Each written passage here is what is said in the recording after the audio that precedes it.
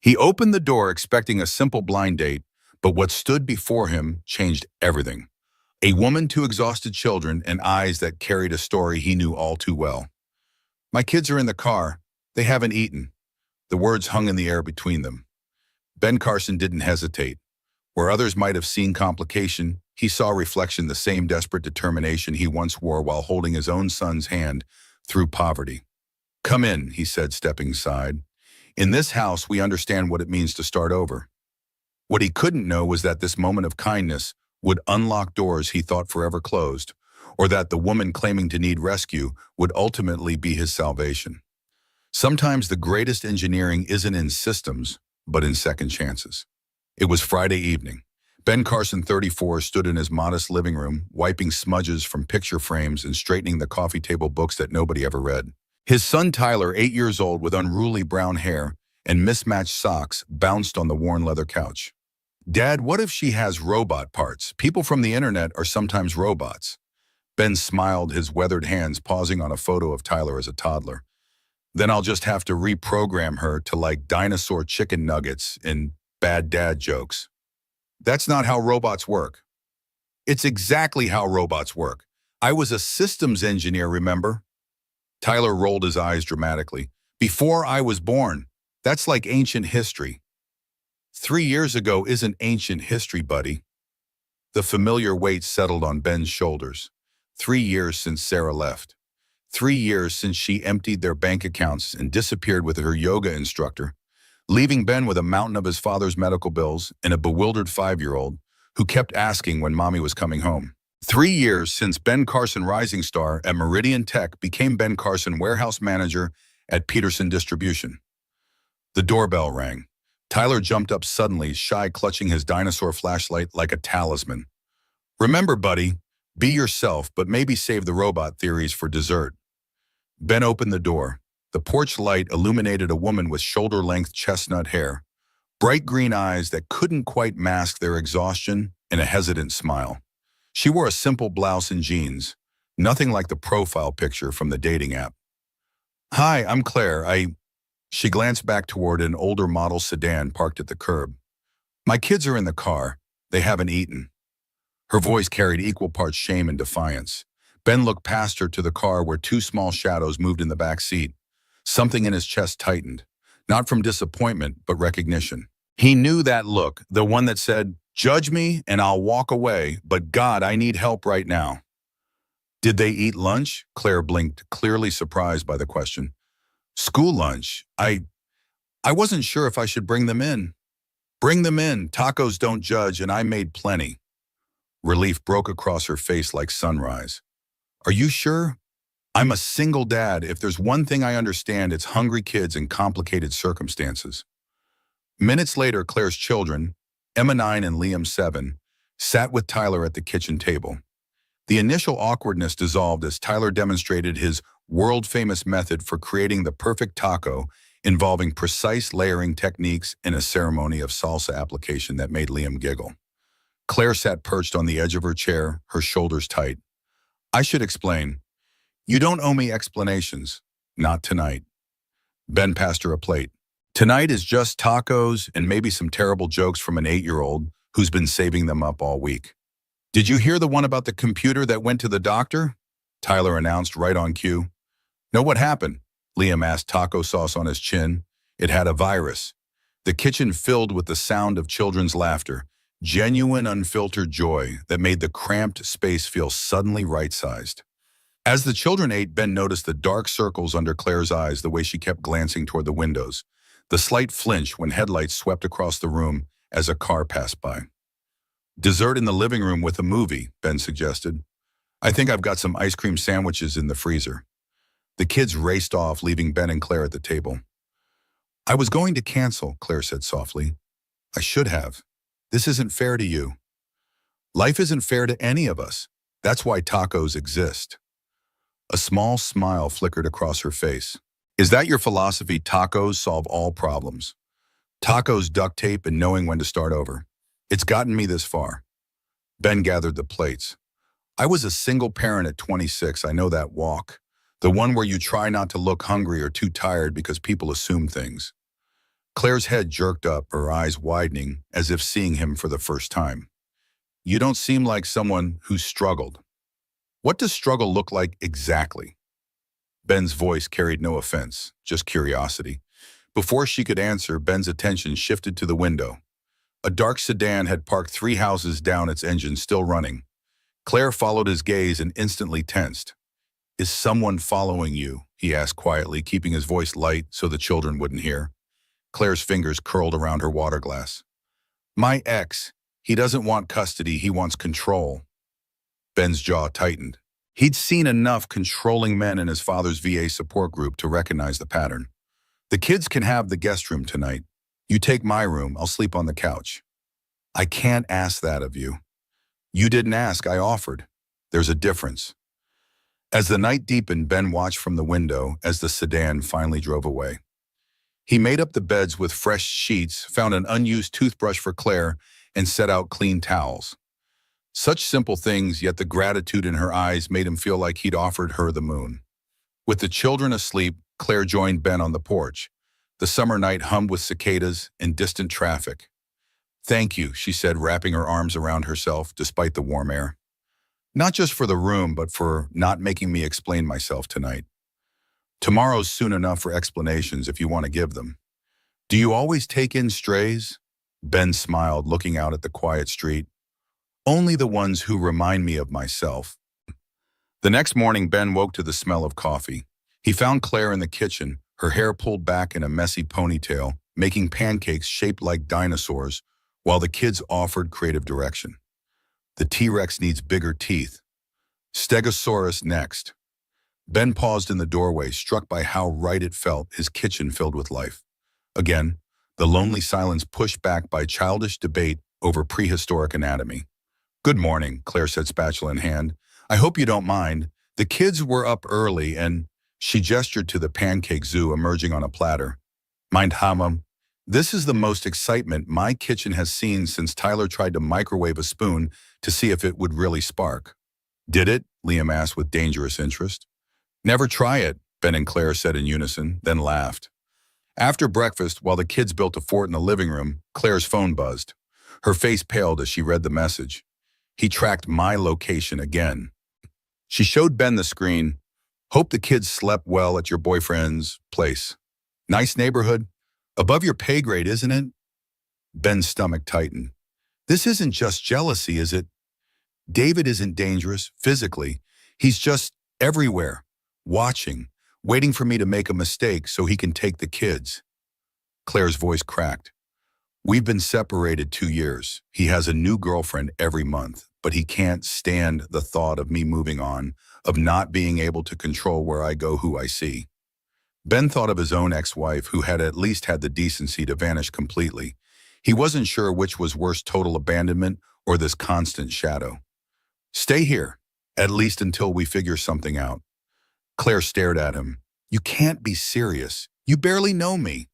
I know enough. I know what it looks like when someone's afraid to go home. Emma appeared in the doorway clutching a worn stuffed rabbit. Mom, can we stay? Tyler has a Lego spaceship and says I can help build the moon base. The vulnerability in Emma's voice made Ben's chest ache. How many times had this little girl been uprooted, forced to adapt to new circumstances because the adults in her life couldn't get their act together? We'll see, sweetie, Claire said. Mr. Carson might need his space back. It's Ben, and there's plenty of space. He met Claire's eyes, trying to convey what he couldn't say in front of Emma, that he understood fear that sometimes safety was worth more than privacy, that his home, humble as it was, could be a sanctuary if she needed one. Later that afternoon, while the kids played in the backyard, Ben took Claire into a small home office.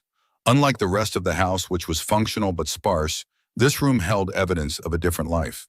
Bookshelves lined with technical manuals, a whiteboard covered in diagrams, 3 computer monitors on a desk too large for the space.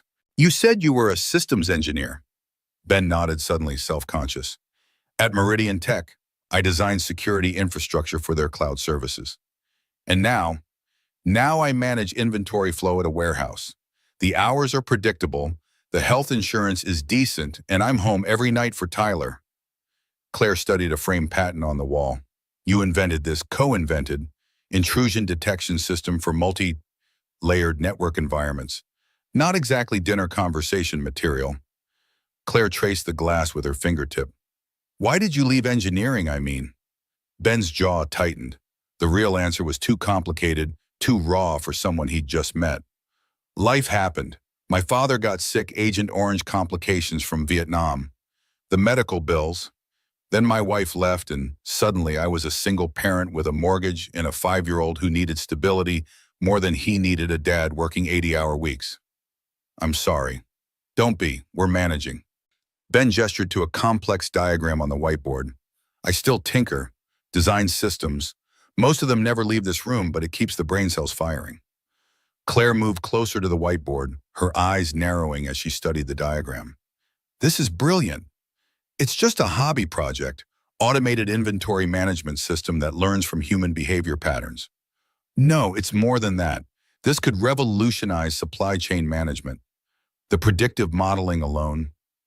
Ben blinked, surprised by her technical assessment. You know systems design. A flicker of something hesitation alarm crossed Claire's face. I work in tech support. You pick things up.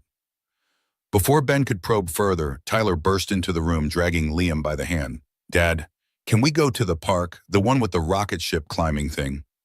The moment broken, Claire stepped back from the whiteboard.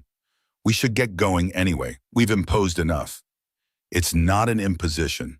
The words came out more forcefully than Ben intended. He softened his tone. Stay, at least for the weekend. Give yourself time to figure things out. Claire looked like she might argue, then her phone buzzed again. She glanced at it, her face hardening. The park sounds great. At the playground, Ben watched the children race across monkey bars and slide down poles. Claire sat beside him on the bench, her shoulders gradually relaxing in the afternoon sun. How did you do it? She asked suddenly. Start over, I mean.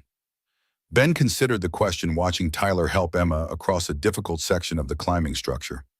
One day at a time. Some days it was just about making sure Tyler had clean clothes and food. Other days we could think bigger, like what school would be best or how to save for college. He smiled.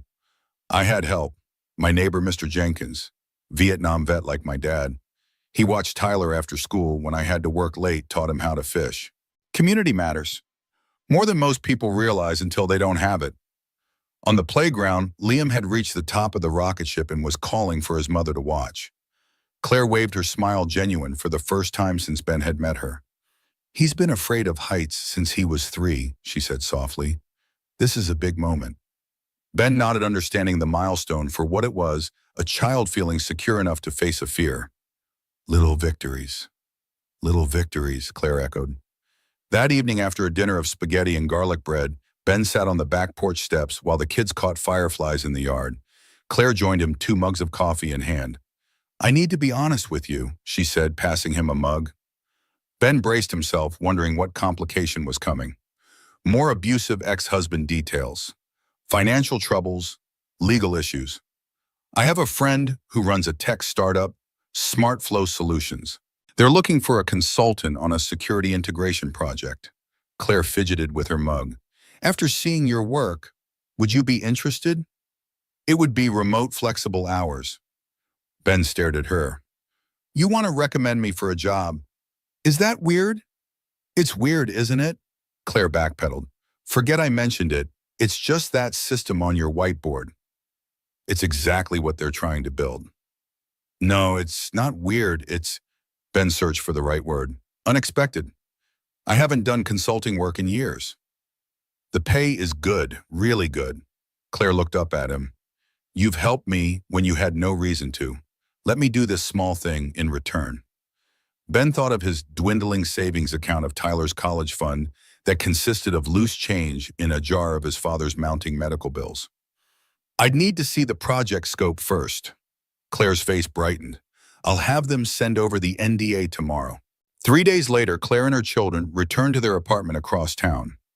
Ben found himself standing in his suddenly quiet living room, the absence of childish laughter and extra footsteps making the house feel emptier than it had before. Tyler sat on the couch sulking. Why did they have to leave? They have their own home, buddy. But Emma was teaching me how to draw dragons. Ben ruffled his son's hair. We'll have them over again soon. The NDA from SmartFlow Solutions arrived that afternoon. Ben read through it twice, his engineer's mind, picking apart the legal language. The project was substantial, integrating security protocols across distributed manufacturing environments. The compensation was, as Claire had promised, exceptional. That night, after Tyler was asleep, Ben sat in his office staring at the whiteboard. For the first time in 3 years, he felt a familiar spark, the intellectual challenge, the puzzle-solving aspect of engineering that had once defined him. He picked up a marker and began to work. 2 weeks later, Ben submitted his first deliverable to SmartFlow. The response was immediate and enthusiastic. The project lead, someone named Alex, sent an email praising Ben's innovative approach and requesting a video call to discuss expanding the scope. The call was scheduled for Wednesday afternoon. Ben took a half day from the warehouse, feeling vaguely guilty about his growing excitement. The consulting work had rekindled something he thought he'd lost: pride in his abilities, confidence in his technical judgment. As he prepared for the video call, adjusting his borrowed webcam and clearing space on his desk, his phone buzzed with a text from Claire. "How did they like your proposal?" Ben smiled. She'd been checking in regularly, always seeming genuinely interested in the project's progress. "They loved it. Video call today to discuss expansion. They'd be idiots not to. Good luck." The video call connected, and Ben found himself facing not Alex, but a boardroom full of executives. At the head of the table sat a woman in her early 30s, her dark hair pulled back in a sleek ponytail, wearing a blazer that probably cost more than Ben's monthly mortgage payment. "Mr. Carson, thank you for joining us. I'm Claire Anderson, CEO of SmartFlow Solutions." Ben froze, the words not quite computing. Claire, CEO. He stared at the screen, trying to reconcile this polished executive with the vulnerable woman who had sat in his kitchen making dinosaur pancakes. I thought I was meeting with Alex," he managed, his mind racing. "Alexandra Winters, our CTO. She's been thoroughly impressed with your work." "Claire, this new professional," Claire gestured to a woman beside her. "We all have. Your security integration framework is exactly what we've been searching for." Ben struggled to maintain his composure as the meeting proceeded. Claire led the discussion with confident authority, demonstrating intimate knowledge of the project and asking technical questions that revealed deep understanding of systems architecture. There was no trace of the hesitant, fearful woman who had appeared on his doorstep. When the call ended, Ben sat motionless, staring at the blank screen. His phone buzzed immediately. "Can we talk in person?" Ben's response was terse. "Yes, tonight, 8 p.m. The hours until then passed in a blur. Ben went through the motions at the warehouse, his mind replaying every conversation, every moment with Claire, searching for clues he'd missed. Had it all been an act? Some elaborate scheme to evaluate him as a potential consultant? At precisely 8 o'clock, a black Tesla pulled into Ben's driveway. Claire stepped out, dressed in business attire, looking nothing like the woman he'd invited into his home. She carried a portfolio under one arm and walked to the door with confident strides. Ben opened the door before she could knock. "Come in, Ms. Anderson, or should I call you CEO Anderson?" Claire winced at his tone. "I deserve that." They sat in the living room, the space between them charged with tension. Tyler was at a sleepover, leaving them alone in the uncomfortable silence. "It wasn't a lie exactly," Claire finally said. "Bowen. Everything about David, about the kids, that was all true. Just not the part about who you are. I never said I wasn't Claire Anderson. I just omitted my position. And the part about working in tech support, was that just a little white lie too?" Claire looked down. "I did work in tech support 15 years ago when I was putting myself through MIT. Ben leaned back, struggling to process the revelation. "So what was this? Some kind of social experiment? Let's see how the other half lives." "No," Claire's voice cracked with genuine emotion. "It was never supposed to be. I was having dinner with a friend when she suggested online dating. I made a profile on a whim. When we matched, I was just going to cancel, but then..." "Then what?" "Then I read your profile again. Systems engineer turned warehouse manager. Single dad. There was something in your eyes, in that photo, resilience. I wanted to meet you, but I was afraid if you knew who I was, I'd what? Ask for a job, try to scam you. People treat me differently when they know I'm worth 9 figures." Claire's bluntness silenced him. "They want something. Always. I thought just once I could meet someone who saw me, not my bank account or my company. Ben stood pacing the small living room. So you created this elaborate fiction. Poor Claire running from her controlling ex needing shelter for her kids. David is real. The custody battle is real. The tracking, the control issues all real. Claire's eyes flashed. The only fiction was my economic status. I wanted one night of being seen as a person, not a resource to be exploited. And then you exploited me instead. The bitterness in Ben's voice surprised even him. You saw my designs and thought, hey, this guy could be useful. That's not fair. Your work is brilliant. You deserve to be doing it professionally, not hidden away in a spare bedroom. It wasn't your call to make. You manipulated me, used my sympathy, Ben stopped himself before saying feelings. Claire stood placing the portfolio on the coffee table. Inside is a formal offer. Senior security architect. Full benefits, stock options, flexible schedule so you can be there for Tyler. Her voice softened. Take it or don't. You've earned it either way. I don't want your charity. It's not charity, it's recognition of talent. Claire moved toward the door. I'm sorry for how this happened, but I'm not sorry I met you or that I saw what you're capable of. She paused, her hand on the doorknob. The kids miss Tyler. Whatever you decide about the jaw, don't punish them for my mistakes. After she left, Ben sat alone in the darkened living room, the portfolio untouched on the table. The rational part of his brain noted the irony. He'd been right that first night. Claire had needed rescue, just not the kind he'd assumed.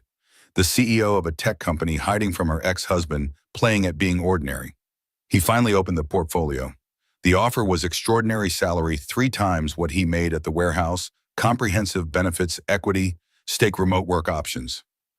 At the bottom, a handwritten note, this isn't because I stayed at your house. This is because you're the best in person for the job. Ben closed the folder. Anger and opportunity warring within him. He'd been manipulated, yes, but hadn't Claire been right about one thing? He was wasting his talents. For 3 years, he'd been treading water, telling himself it was for Tyler's stability. But what kind of example was he setting? That it was okay to abandon your dreams when life got hard. His phone buzzed with a text from Claire. For what it's worth, those 3 days in your home were the most normal, most peaceful days my children have had in years. Thank you for that gift. Ben stared at the message, remembering the children's laughter, the way Liam had conquered the rocket ship, how Emma had shown Tyler her dragon drawings. Despite everything, those moments had been real. He didn't respond to the text. Instead, he went to his office and stood before the whiteboard staring at his designs. For the first time in years, he allowed himself to imagine a different future, one where he used his mind again, built things that mattered, provided for Tyler, through creation rather than survival. The next morning, Ben called in sick to the warehouse. He spent the day reviewing SmartFlow's security infrastructure, looking for holes, weaknesses, points of improvement. By evening, he had filled a legal pad with notes and diagrams. His phone rang at 7. Claire's name appeared on the screen. Ben hesitated, then answered. I need to know something, he said without preamble. Was any of it real? The connection, the conversations on the porch, the way you looked at me when I offered you shelter? Silence stretched across the line. Then softly, all of it. That's why this is so complicated. I came to you under false pretenses, but everything that happened was real. Ben exhaled slowly. Your company's firewall configuration is a disaster. Your authentication protocols have at least 3 exploitable weaknesses, and whoever designed your API security layer should be fired. A startled laugh escaped Claire. Is that a yes to the job offer? It's a I'll consider it, but first we need to fix your security nightmare before someone steals your intellectual property. How soon can you start? Ben thought of the warehouse, of the life he'd constructed from the wreckage of his dreams. I need 2 weeks to train my replacement, and I have conditions. Name them. I work remotely 3 days a week. I pick Tyler up from school every day, and I report directly to your CTO, not to you. Done, done, and done. And Claire, no more lies, not even lies of omission. I need to trust the people I work with. I promise. Sorry, the sincerity in her voice penetrated his lingering anger. Ben, Whatever she was about to say was cut off by commotion in the background. shouting a crash, a child's cry. "Claire, what's happening? I have to go. David's here. He's—" The line went dead. Ben stared at the phone, adrenaline surging through him. Without conscious thought, he grabbed his keys and headed for the door. He'd gotten Claire's address from her when she texted about returning a toy Tyler had lent to Emma. He called his neighbor, Mrs. Abernathy, asking if Tyler could stay with her for an hour. Then he was in his car, navigating to the wealthy enclave on the other side of town where Claire lived. The security guard at the community gate recognized Claire's name immediately and waved Ben through without question, a security lapse that would have concerned him under different circumstances. Claire's house was a modern glass and steel structure overlooking the valley. As Ben pulled into the circular driveway, he saw shattered glass on the ground near the front entrance. Two luxury cars were parked haphazardly, Claire's Tesla and a black Mercedes convertible. Ben approached the door cautiously. From inside came the sound of raised voices. He rang the doorbell, then knocked firmly when there was no response. The door swung open to reveal a man in his mid-30s wearing an expensive suit and a thunderous expression. "Who the hell are you?" "Ben Carson. I work with Claire." Ben kept his voice steady, professional. "Is everything okay in there? I heard a disturbance during our call." "Mind your own business. This is a family matter." The man David presumably moved to close the door. Ben wedged his foot in the gap. "I just need to make sure Claire and the kids are safe. The CEO of SmartFlow Solutions needs your protection. That's rich." David's laugh was ugly. "Tell her the lawyers will be in touch about her violation of the custody agreement." From inside, Claire appeared, her face pale but composed. "It's okay, Ben. David was just leaving." David turned to her, his handsome face twisted with anger. "This isn't over, Claire. You think you can hide behind restraining orders and security systems? I built half that company. I know every weakness." He pushed past Ben, striding to his Mercedes and peeling out of the driveway with a spray of gravel. Ben stepped into the foyer, taking in the scene. A vase lay shattered on the marble floor. A laptop had been thrown against the wall. Claire stood rigid, her arms wrapped around herself. "The kids, upstairs with Marianne, our housekeeper. They didn't see anything." Claire's voice was steady, but her hands trembled. "Thank you for coming. You didn't have to." "What happened?" "David found out about the job offer to you. Someone at the company must have leaked it." Claire ran a hand through her hair. "He says I'm replacing him, erasing his contributions to the company." "Was he part of SmartFlow?" "Co-founder and former CTO. That's how we met." Claire led Ben into a sleek kitchen that looked barely used. "Coffee." "Sure." Ben watched as she moved through the familiar motions of making coffee, her actions deliberate, as if focusing on the simple task helped her regain control. Was what he said true about knowing the company's weaknesses? Claire's hands stilled on the coffee grinder. "Yes, David designed our original security architecture. After the divorce, we revised it, but he knows the underlying systems better than anyone." She looked up, meeting Ben's eyes. "That's why your perspective is so valuable. You're seeing it with fresh eyes." "What exactly happened with David beyond the personal stuff?" Claire measured coffee grounds with precision. 2 years ago, he started acting erratically, paranoid, controlling. He became convinced I was undermining him at the company, turning the board against him. She pressed the start button on the coffee maker. The truth was simpler and sadder. He was self-destructing, drinking during the day, missing meetings, making costly mistakes. And then I found evidence he was selling intellectual property to competitors. Claire's voice hardened. "I confronted him. He denied it. The board sided with me. He was forced out with a generous severance and stock options worth millions. But he blames you. In his mind, I betrayed him. The fact that he betrayed the company first is irrelevant." Claire handed Ben a mug of coffee. "Since then, it's been a cold war. He uses the children as leverage. I use legal channels to maintain boundaries. Tonight was the first time he's violated the restraining order." Ben sipped the coffee, processing this new information. The professional side of his brain was already cataloging potential security vulnerabilities, points where David's insider knowledge could be exploited. The personal side was struggling to reconcile the polished CEO before him with the vulnerable woman who had appeared on his doorstep. "He said something about custody agreements." Claire's expression tightened. "According to our arrangement, I'm supposed to notify him if the children are staying overnight somewhere else. When we stayed with you, you didn't tell him. I didn't want him tracking us there. I didn't want to put you at risk. Claire met his eyes.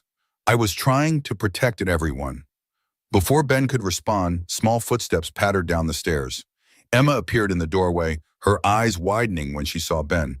Mr. Carson! She ran to him, throwing her arms around his waist. Did you come for dinner? Is Tyler here too? Ben patted her back awkwardly. Not tonight, sweetheart. I just stopped by to talk to your mom about work. Emma looked between them, her expression suddenly serious beyond her years. Was Daddy here? I heard loud noises. Claire knelt to her daughter's level. Yes, Daddy stopped by. He was upset about some grown-up things, but everything's okay now. Is he coming back? Not tonight. Claire smoothed Emma's hair. How about you go tell Liam that Mr. Carson is here? He'll want to say hello. After Emma bounded away, Claire stood, exhaustion evident in the slump of her shoulders. I'm sorry you got pulled into this mess. Don't be. Better I know what I'm walking into. Ben set down his coffee mug. David could be a serious security threat to the company, especially if he's desperate or feels he has nothing to lose. That's my fear exactly. Ben made a decision, then one part professional judgment, one part something deeper he wasn't ready to name. I'll start tomorrow, not in 2 weeks. Tomorrow. Claire's eyes widened. What about the warehouse? I'll figure it out. Right now, securing your systems is the priority. Ben pulled out his phone and began making notes. I'll need full access credentials, network diagrams, code-based permissions. As he listed technical requirements, a weight seemed to lift from Claire's shoulders. This was familiar territory for both of them, problem-solving systems, thinking actionable steps forward. Thank you, she said simply when he finished. Don't thank me yet. I haven't fixed anything. You showed up. That counts for something. The children burst into the kitchen, then Liam racing ahead of his sister. Mr. Carson, did you bring your robot designs? Can we build one together? Ben laughed, the tension of the evening breaking. No robots tonight, buddy, but maybe soon. As he interacted with the children, answering their excited questions and promising future visits, Ben caught Claire watching him, a complex emotion in her eyes, gratitude mixed with something warmer, more personal.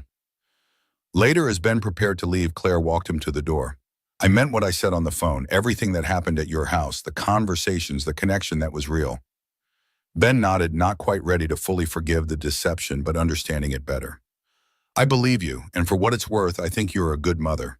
Your kids are lucky to have someone who fights so hard to protect them. Claire's eyes glistened. Even if I sometimes make a mess of things, especially then, it's not the mistakes that define us, it's how we fix them. As Ben drove home through the quiet streets, his mind raced with everything that had transpired. In the span of 3 weeks, his carefully constructed life had been upended. Yet for the first time in years, he felt fully alive, his mind engaged, his purpose clear. Tomorrow he would begin rebuilding security systems for a company worth millions. Tonight he was just a father returning home to his son, carrying the weight of new possibilities and old wounds, navigating the delicate balance between professional opportunity and personal trust.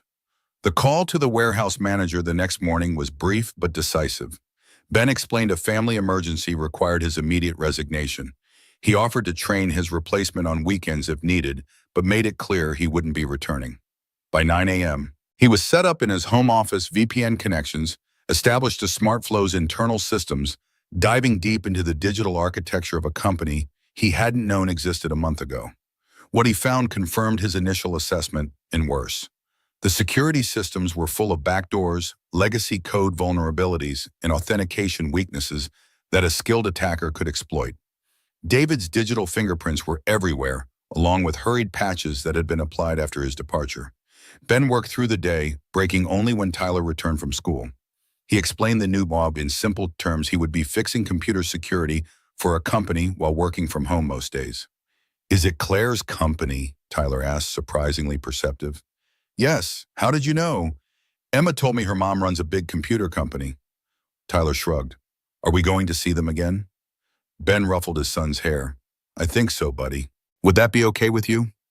Tyler nodded enthusiastically. Emma promised to teach me how to draw a fire-breathing dragon next time. That evening, Ben sent Claire a preliminary security assessment. Her response came minutes later, a calendar invitation for a video call with the executive team the following morning. The call was a stark contrast to their first meeting. This time, Ben spoke with authority, outlining critical vulnerabilities and proposing immediate remediation steps. The executives listened with growing concern as he detailed how an insider with David's knowledge could potentially access intellectual property, financial data, even employee personal information. How quickly can these issues be addressed? Claire asked, her CEO persona firmly in place. The most critical vulnerabilities can be patched within 48 hours. A complete security overhaul will take weeks, possibly months. You have whatever resources you need, Claire said. This is now the company's top priority. Over the next 2 weeks, Ben immersed himself in SmartFlow systems. He worked remotely most days, maintaining his promise to be present for Tyler, but spent 2 days a week at the company headquarters, building relationships with the engineering team and implementing security protocols. He and Claire maintained a strictly professional relationship during business hours. She was the CEO. He was a senior security consultant solving critical problems. But in the evenings, text messages would sometimes appear on his phone updates about the children, questions about Tyler, small moments of connection that bridged their complicated history. The children had play dates supervised by Claire's housekeeper. Ben and Claire carefully avoided being alone together, both aware of the unresolved tension between them, not just the lingering effects of her deception, but the undeniable personal connection that had formed during those 3 days in his home. 3 weeks into the security overhaul, Ben's system flagged an attempted intrusion. Someone was probing SmartFlow's networks looking for ways in. The attack signature matched patterns Ben had theorized David might use. He called Claire immediately. "We've got an attempted breach. It looks like David." Claire's voice was tight. "How bad?" "They didn't get in. My new protocols caught it, but they'll try again." "What do we need to do?" "I need to come in tonight. This requires physical access to your server infrastructure." An hour later, Ben was in SmartFlow's server room implementing additional security measures, while Claire paced nearby, her usual composure fractured by concern. "If David succeeds," she began. "He won't." Ben's fingers flew across the keyboard. "Not on my watch." As the night deepened, they worked side by side, Ben securing systems, Claire providing necessary authorizations, and coordinating with the off-site security team. Around midnight, they took a break, moving to Claire's office, where she ordered in food. "Why is he doing this?" Ben asked as they ate. "He's already wealthy from the severance and stock options. What more does he want?" Claire set down her fork. "It's not about money. It's about vindication. David believes I stole the company from him. In his mind, destroying SmartFlow would prove he was essential all along. That's twisted logic. Wounded pride often is." Claire looked out at the city lights below. "We built this company together. 10 years of our lives. When it all fell apart, the marriage, his role here, something broke in him. He can't move forward, so he's determined to pull everything backward instead." Ben studied her profile, seeing both the confident CEO and the vulnerable woman he'd met that first night. "You still care about him." "I care about what he was, what we built together, what he could have been." Claire turned to him. "Is that strange?" "No, it's human." Ben thought of his own ex-wife, how even after everything, he sometimes wondered where she was, if she ever thought of Tyler. We don't stop caring just because someone hurts us. We just learn to care differently. Claire's eyes held his for a long moment. Then her phone buzzed an alert from the security system. They both turned back to the monitors, personal revelations set aside as they confronted the digital threat. By morning, they had successfully reinforced the company's defenses. The attempted intrusion had been blocked, logs preserved for potential legal action. Ben had implemented a deception environment, a honeypot, that would track any future attempts and gather evidence. As the sun rose over the city skyline, casting golden light across Claire's office, Ben found himself standing at the window, exhaustion and accomplishment warring within him. "We did it," Claire said, joining him. "Thank you. It's what you hired me for." "No." Claire touched his arm lightly. "What I hired you for was your technical expertise. What you gave tonight was something more: commitment, determination. You protected not just systems, but people." Ben turned to face her. "I build things, Claire. I fix them when they break. It's what I do. Is that all this is to you? A system that needed fixing? The question hung between them, layered with meanings. Before Ben could answer, his phone rang Tyler's school. His son was in the nurse's office with a fever. I have to go, Ben said, already gathering his things. Of course, family first. Always. Claire stepped back, professional boundaries reinstated. We'll continue this discussion later.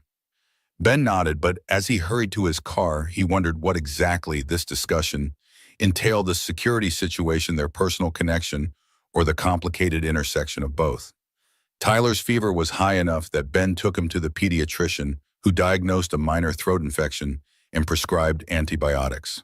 By evening, Tyler was resting comfortably on the couch, watching cartoons while Ben worked nearby on his laptop monitoring SmartFlow systems remotely. A text arrived from Claire. How's Tyler? Better, antibiotics working, should be back to normal in a day or two. Emma's been asking when they can play again. She finished that dragon drawing. Ben smiled, imagining Emma's serious concentration as she worked on her art. Tyler's been talking about it too. Maybe next weekend if he's feeling better. Sounds perfect. And Ben, thank you again for last night. The board has approved full funding for your security initiative. The conversation shifted to professional matters, budget allocations, staffing needs, implementation timelines. It was safer territory, clearly defined, unlike the nebulous personal connection that neither of them seemed ready to address directly. As Ben put Tyler to bed that night, his son asked sleepily, "Are you and Miss Claire going to get married?" The question caught Ben off guard. What? No, buddy. We work together. She's my boss, actually. Emma says her mom smiles different when she talks about you, like in princess movies. Ben tucked the blanket around his son's shoulders. I think Emma has a big imagination, just like someone else I know. But you like Miss Claire, right? And Emma and Liam. Yes, I like them. They're good people. Tyler yawned. That's good. I like having more people to like. The simple wisdom of his 8-year-old son stayed with Ben as he returned to his office. Did he like Claire? The question was more complicated than Tyler could understand. He respected her professional acumen, admired her dedication to her children, was drawn to her resilience. But liking required trust, and trust had been damaged by her initial deception. Yet even as he acknowledged the breach of trust, Ben recognized his own role in their complicated dynamic. He had cast himself as rescuer that first night, making assumptions about her needs, her situation. Perhaps her deception had been partly a response to his own need to be needed. The next morning, Ben received an urgent call from Alexandra SmartFlow's CTO. Another breach attempt had been detected overnight, more sophisticated this time, targeting specific product development servers. It's escalating, Alexandra said grimly. We need to lock this down now. Ben spent the day implementing additional security measures, coordinating with SmartFlow's IT team to harden critical systems. Tyler, still recovering, sat in Ben's home office, drawing spaceships, while his father worked occasionally, asking questions that Ben answered absently, his focus on the digital battle unfolding. By evening, the immediate threat had been contained, but Ben's concern had deepened. The attack patterns were evolving, becoming more targeted. Whoever was behind them, presumably David, was getting desperate, taking greater risks. Ben called Claire. We need to talk.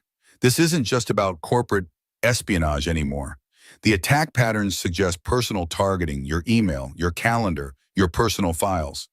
Claire's voice was steady, but Ben detected an undercurrent of fear. Can they access my home systems, the children's information? Potentially, I need to check your home network, strengthen your personal security. When? Now, tonight.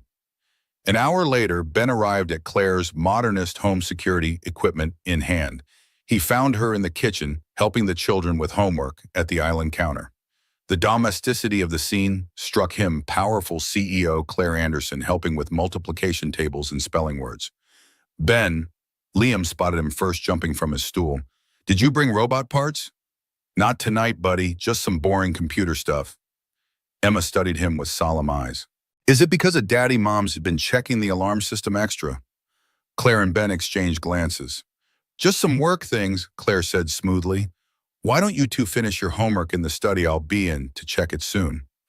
After the children left, Claire's composed facade cracked slightly. They're perceptive, too perceptive sometimes. Kids usually are. Ben set his equipment on the counter. Show me your home office and network setup. Claire led him to a sleek home office overlooking the valley. Unlike Ben's cluttered workspace, everything here was minimalist and precisely arranged. The technology, however, was top-tier multiple monitors, high-end equipment, dedicated server rack. David set most of this up, Claire explained. After the separation, I had to check for surveillance equipment, but the basic network architecture is still his design. Ben nodded grimly. That's what I was afraid of. He knows this system intimately. For the next several hours, Ben worked methodically identifying vulnerabilities, installing security patches, and setting up monitoring systems. Claire brought him coffee, then worked quietly at her desk while he concentrated. Around 10, with the children asleep and the most critical security updates implemented, they took a break on the terrace. The night was clear, stars visible despite the city lights below. Is it fixed? Claire asked.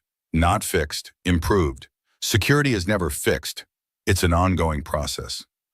Ben leaned against the railing. But your home systems are significantly more secure now. I've isolated your personal and family data on a separate network with enhanced encryption. Thank you. Claire stood beside him, close but not touching. I keep thinking about what you said that first night about tacos and duct tape and knowing when to start over. Not my most profound moment. But true, sometimes starting over is the only way forward. Oh, Claire turned to face him. I started over after David, rebuilt my life, refocused on the children and the company. I thought I had it all under control. And now I realize control is an illusion. David can still reach in and disrupt everything I've built. My company, my home, my children's sense of security. Her voice caught. I hate feeling vulnerable again. Ben understood vulnerability. He'd lived with it for 3 years, financial vulnerability, emotional vulnerability, the constant fear that he wasn't enough for Tyler, that one mistake could unravel everything. Vulnerability isn't weakness, he said quietly. It's just the price of having something worth protecting. Claire's eyes met his, a moment of perfect understanding passing between them. Then her phone buzzed an alert from the new security system Ben had installed. Someone was attempting to access her home network remotely. They moved quickly back to the office where Ben tracked the intrusion attempt in real time. He's trying to get into your personal email. Smart, that would give him access to reset passwords for other accounts. Can you stop it? Already done. The new system blocked him automatically. Ben's fingers flew across the keyboard. But now we have something better, a digital fingerprint. Evidence. Claire leaned over his shoulder watching the screen. Enough for legal action. Maybe. Let me trace the connection. Ben followed the digital trail, his focus absolute. After several minutes of intense concentration, he sat back. Got it. The attack came from David's home IP address. It's him, Claire. We can prove it now. The relief on her face was palpable. This changes everything. With this evidence, I can get a stronger restraining order, maybe even press criminal charges. One step at a time. First, let's document everything properly. I'll work with your legal team tomorrow. Claire placed her hand on his shoulder, the touch light but warm. You've done more than fix my security systems, Ben. You've given me back a sense of control. Ben covered her hand with his own, the gesture automatic. That's what engineers do. We build systems that work the way they're supposed to. The moment lengthened, charged with unspoken possibilities. Then Ben gently removed her hand and stood. I should go. It's late and Tyler will be up early. Claire nodded, professional boundaries reinstated. Of course, I'll have legal reach out to you tomorrow. As Ben gathered his equipment, Claire walked him to the door. Ben, she said as he stepped onto the porch, I know our beginning was complicated, but I'm grateful for how it's unfolding now. So am I.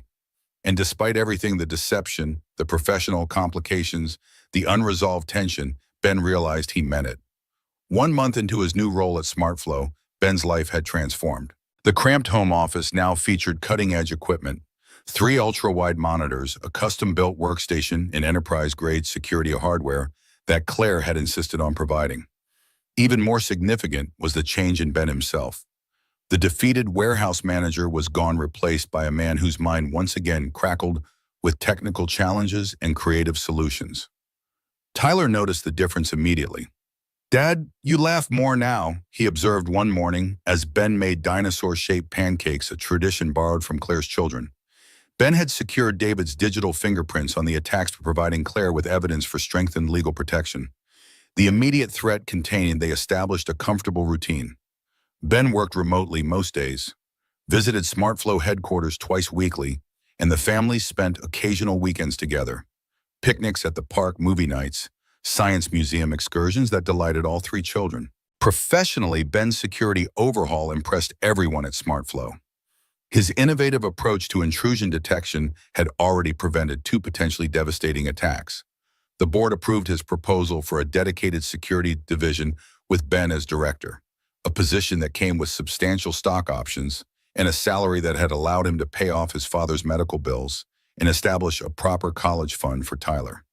"You've exceeded every expectation," Claire told him during their weekly status meeting, her professional demeanor softened by genuine admiration.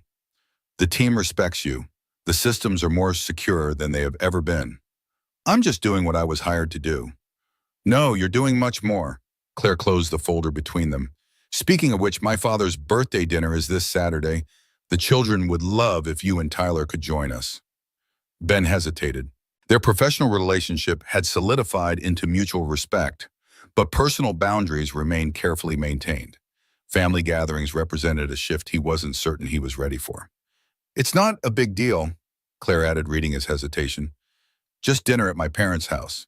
Dad was an engineer too. Air Force, then Boeing. He'd love to meet you." "I'm not sure if that's—" "Please," Emma specifically asked if Mr. Ben and Tyler could come. She's drawn a special birthday card that apparently requires Tyler's artistic input on dragons. Ben smiled despite himself. "Well, when you put it that way, how can I refuse expert dragon consultation?" Saturday evening found Ben and Tyler arriving at an elegant but comfortable home in the established part of town. Claire greeted them at the door, looking different somehow. More relaxed in casual clothes, her hair loose around her shoulders. "You made it? Come in, everyone's in the backyard." The Anderson family gathering was warm and unpretentious. Claire's father, Robert, a tall man with kind eyes and calloused hands, immediately engaged Ben in conversation about aircraft systems design. Her mother, Margaret, fussed over Tyler, making sure he had enough food and introducing him to various cousins and family friends. "So you're the security genius Claire won't stop talking about," Robert said, handing Ben a beer as they stood by the grill. "She tells me you saved the company from that snake-in-the-grass ex-son-in-law of mine." Ben nearly choked on his drink. "She talks about me constantly, says you see systems differently, not just the technical components, but how people interact with them. That's real engineering, son." Across the yard, Claire was helping the children set up a water balloon game, laughing as Liam accidentally soaked himself. She caught Ben watching and smiled, a genuine, unguarded smile that made something shift in his chest. Later, as twilight settled over the gathering, Claire's mother cornered Ben by the dessert table. "You know Claire hasn't brought anyone to family events since the divorce." "Oh, we're not. I work for her company. We're colleagues." Margaret raised an eyebrow. "Mm-hmm. Colleagues. That's why my granddaughter has drawn about 50 pictures of your family and hers living in a castle together." Ben felt his face warm. "Kids have active imaginations." "Indeed they do." Margaret patted his arm. "But they also see things clearly sometimes. Things adults complicate with history and hesitation." As the evening wound down, Ben found himself on the porch swing with Claire watching the children chase fireflies across the lawn. Her father had insisted on driving Tyler and her kids to get ice cream, giving them an unexpected moment alone. "Your family is wonderful," Ben said, the gentle sway of the swing lulling him into relaxation. "They like you. Dad especially. He hasn't talked engineering with anyone so enthusiastically in years. He reminds me of my own father. Same practical wisdom, same hands that have built things." Claire's expression softened. "How is your dad doing? You mentioned the new treatments were helping." "Better. The additional insurance coverage through SmartFlow made a huge difference. He's even talking about fishing again." Ben looked at her profile in the fading light. "Thank you for that. Not just the job, but understanding about the flexible schedule so I can take him to appointments. Family comes first, always." Claire's voice carried a weight of conviction. "That's something I had to learn the hard way. With David." She nodded, her eyes on the children in the distance. "The company was everything to both of us. We worked 18-hour days, missed birthdays, vacations. When Emma was 4, she got sick at preschool, and neither of us picked up our phones because we were in crucial investor meetings. That must have been difficult. It was a wake-up call. I changed after that, started creating boundaries. David didn't. He thought my new priorities meant I wasn't committed enough. Claire turned to face him. That's why I value how you've structured your work around Tyler. It's the right choice even when it's hard. Something shifted between them in that moment. A deepening understanding, a recognition of shared values. Ben found himself wanting to reach for her hand to acknowledge the connection that had been building gradually between them. Before he could move, headlights swept across the yard as Robert's car returned, children tumbling out with ice cream-stained grins and excited chatter. The moment passed, but something had changed. In the weeks that followed, the careful professional boundaries began to blur. Text messages about work evolved into conversations about the children, books they'd read, challenges they faced. Claire started dropping by Ben's house occasionally, ostensibly for the children to play, but lingering for dinner for conversation on the porch after the kids were asleep. Ben found himself looking forward to these evenings, to the way Claire's professional facade melted away in his home, revealing the woman he'd first met. Thoughtful, vulnerable, surprisingly funny. One rainy Saturday, with the children building an elaborate blanket fort in the living room, Claire helped Ben prepare dinner in his kitchen. "I never asked. Where did you learn to cook?" she asked, deftly chopping vegetables beside him. "Necessity at first. After Sarah left, it was just Tyler and me, and a kid can only eat so many frozen pizzas." Ben adjusted the heat under the skillet. "Then it became therapeutic, something I could control when everything else felt chaotic." "I understand that. After the divorce, I took up pottery. Something about physically reshaping clay when my life felt like it was crumbling." "Are you any good?" Claire laughed, the sound warming the small kitchen. "Terrible. Absolutely dreadful. My children kindly pretend the misshapen mugs I make are artistic." Ben grinned, enjoying this glimpse of imperfection from the normally polished CEO. "I'd like to see these artistic creations sometime." "Be careful what you wish for. I might subject you to the entire collection." Their eyes met over the cutting board, shared laughter fading into something warmer, more intimate. Ben found himself noticing details he'd tried to ignore. The curve of her smile, the way her hair fell across her forehead, the light freckles across her nose, visible only up close. The moment was broken by Tyler's excited call from the living room. The fort was complete and required immediate inspection. That night, after Claire and her children had gone home, Ben sat in his office staring at the whiteboard where he'd been mapping potential security enhancements. Instead of focusing on the technical challenge, his mind kept returning to Claire, not the CEO who signed his paychecks, but the woman who laughed in his kitchen, who understood the value he placed on being present for his son, who had gradually become an essential part of his life. The realization both exhilarated and terrified him. His professional success depended on maintaining appropriate boundaries with his employer. And Tyler, who had already lost one parent, had grown attached to Claire and her children. If things went wrong, Ben pushed the thoughts aside, focusing instead on the security architecture diagram before him. Relationships were unpredictable, messy. Systems at least could be understood, controlled, secured. 2 days later, Ben received an urgent message from Claire asking him to come to headquarters immediately. The tone was unusual. No explanation, just a request for his presence as soon as possible. He found Claire in her office with Alexandra, the CTO, and Marcus, the company's lead counsel. Their grave expressions immediately put him on alert. "What's happened?" Claire nodded to Marcus, who slid a tablet across the table. "We've discovered a significant data breach. Someone has been systematically accessing our developmental server, specifically the files for Project Nexus." Ben took the tablet, quickly scanning the logs. "When did this start?" "That's the concerning part," Alexandra said. "We can trace it back 3 weeks, but it may have been happening longer without detection." Ben frowned, reviewing the access patterns. "This doesn't make sense. These breaches originated from within our security perimeter using authenticated credentials." "Exactly." Claire's voice was tight. "Someone with inside access has been stealing our most valuable intellectual property. The same project you've been working to secure." The implication hung in the air, unspoken but clear. Ben looked up, meeting Claire's eyes. "You think I'm involved?" "I don't," Claire said firmly, "but the board is concerned. The access times correspond closely with your remote work schedule. The breaches occur primarily on days you are not physically in the office. Ben felt a cold weight settle in his stomach. That's circumstantial at best. Anyone could have established that pattern by observing when I'm in the building. We know, Alexandra interjected. That's why we're discussing this with you directly rather than involving external investigators. Ben turned to Claire. Do you trust me? Her answer came without hesitation. Completely. Then let me find who's behind this. Give me access to the full system logs, not just these summaries. I need to see the raw data. Marcus shifted uncomfortably. The board has suggested bringing in an independent security firm. With all due respect, Marcus, an external team, would take weeks to understand our architecture. Ben leaned forward. I can start now.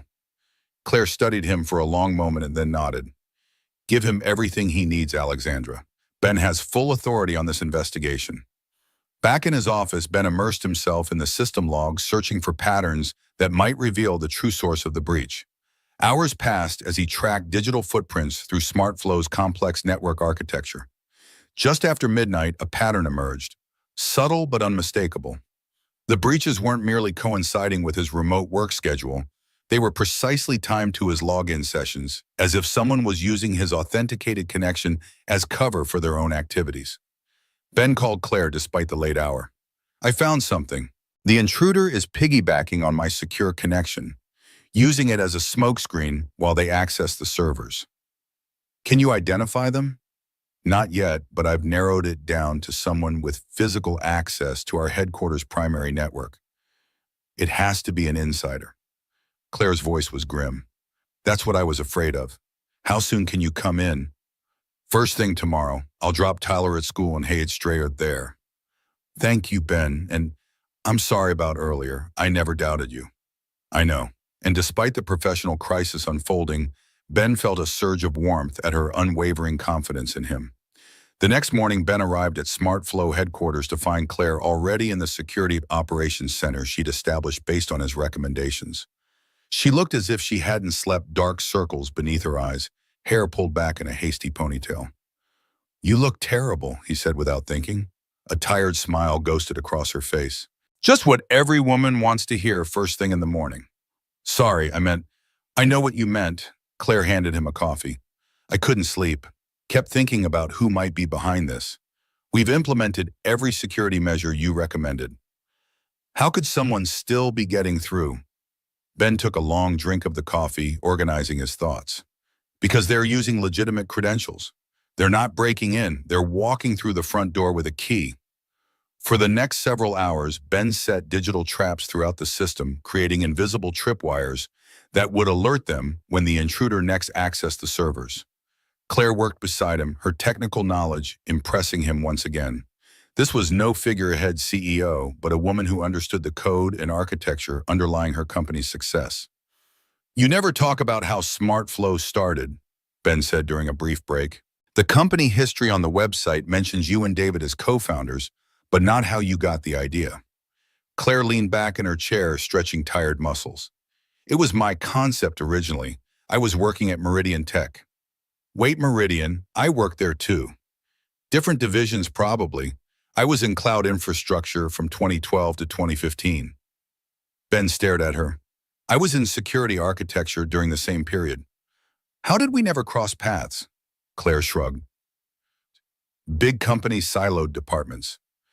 Anyway, I saw how inefficient the manufacturing supply chains were for our hardware components. David was in network engineering. We met at a company hackathon, fell in love over late-night coding sessions and takeout. Romantic. It was in its way. A hint of sadness crossed her face. We both understood the devotion tech requires. We developed the initial SmartFlow concept as a side project, then left Meridian when we secured our first round of funding. Ben processed this new information. So you were at Meridian when the Jenkins breach happened. The authentication hack, yes, that was a nightmare. The entire security team worked around the clock for weeks. I know, I was one of them. Ben smiled wryly. My first marriage didn't survive that particular crisis. I remember the security director, older guy, crew cut, always wore the same blue shirt. Jim Nolan taught me everything I know about crisis management. Claire studied him with new appreciation. We probably passed each other in the hallways a dozen times. Ships in the night. Their eyes met a moment of connection in recognizing how close their paths had come to intersecting years earlier. Then Ben's laptop chimed. One of his digital tripwires had been triggered. "We've got activity," he said, fingers flying across the keyboard. "Someone's accessing the server now." Claire moved to look over his shoulder, her hand resting lightly on his back as they watched the intrusion unfold in real time. "Can you trace it?" "Working on it." Ben isolated the connection following it through the network. "It's coming from—" "That's not possible." "What?" "The executive floor, specifically—" Ben looked up at Claire, his expression grave. "Your office," Claire paled. "That's impossible. I'm here with you." "Let's go." Ben was already moving toward the door Claire closed behind him. The executive floor was quiet, most employees having gone home hours ago. Claire's office door was closed, but light spilled from beneath it. Ben motioned for Claire to stay back, then quietly approached the door. Through the glass panel, he could see a figure at Claire's computer. Not David as he had half expected, but Alexandra, the CTO. She was copying files onto an external drive, her movements quick and practiced. Claire gasped softly beside him, having moved forward despite his warning. Alexandra's head snapped up at the sound. For a frozen moment, the three stared at each other through the glass. Then Alexandra lunged for her bag, the external drive still in her hand. Ben pushed the door open. "Alexandra, stop." The CTO's normally composed face was twisted with emotion. Not guilt, but anger. "You don't understand. Neither of you do." "Then explain it," Claire said, her voice remarkably steady despite the betrayal unfolding before her. Alexandra's laugh was bitter. "Explain to the golden girl who's never had to fight for recognition, who had everything handed to her because of her family connections." Claire flinched. "That's not true. I built this company from nothing." "You built it with David, and then you pushed him out and took all the credit." Alexandra's grip tightened on the drive.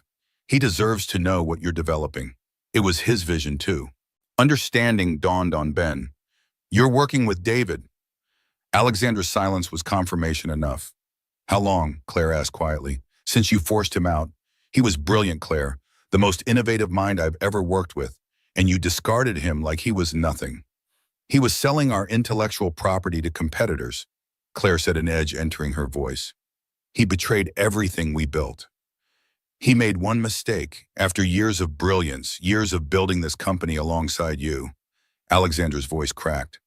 "And I watched you systematically erase his contributions, claim his ideas as your own." Ben moved carefully toward Alexandra, keeping his voice calm.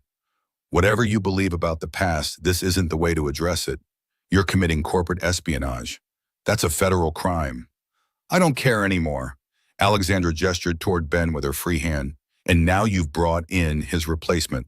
Another man you can control who follows you around like a lovesick puppy." Ben felt Claire stiffen beside him at the accusation, but kept his focus on Alexandra. "This isn't about me or about Claire and David.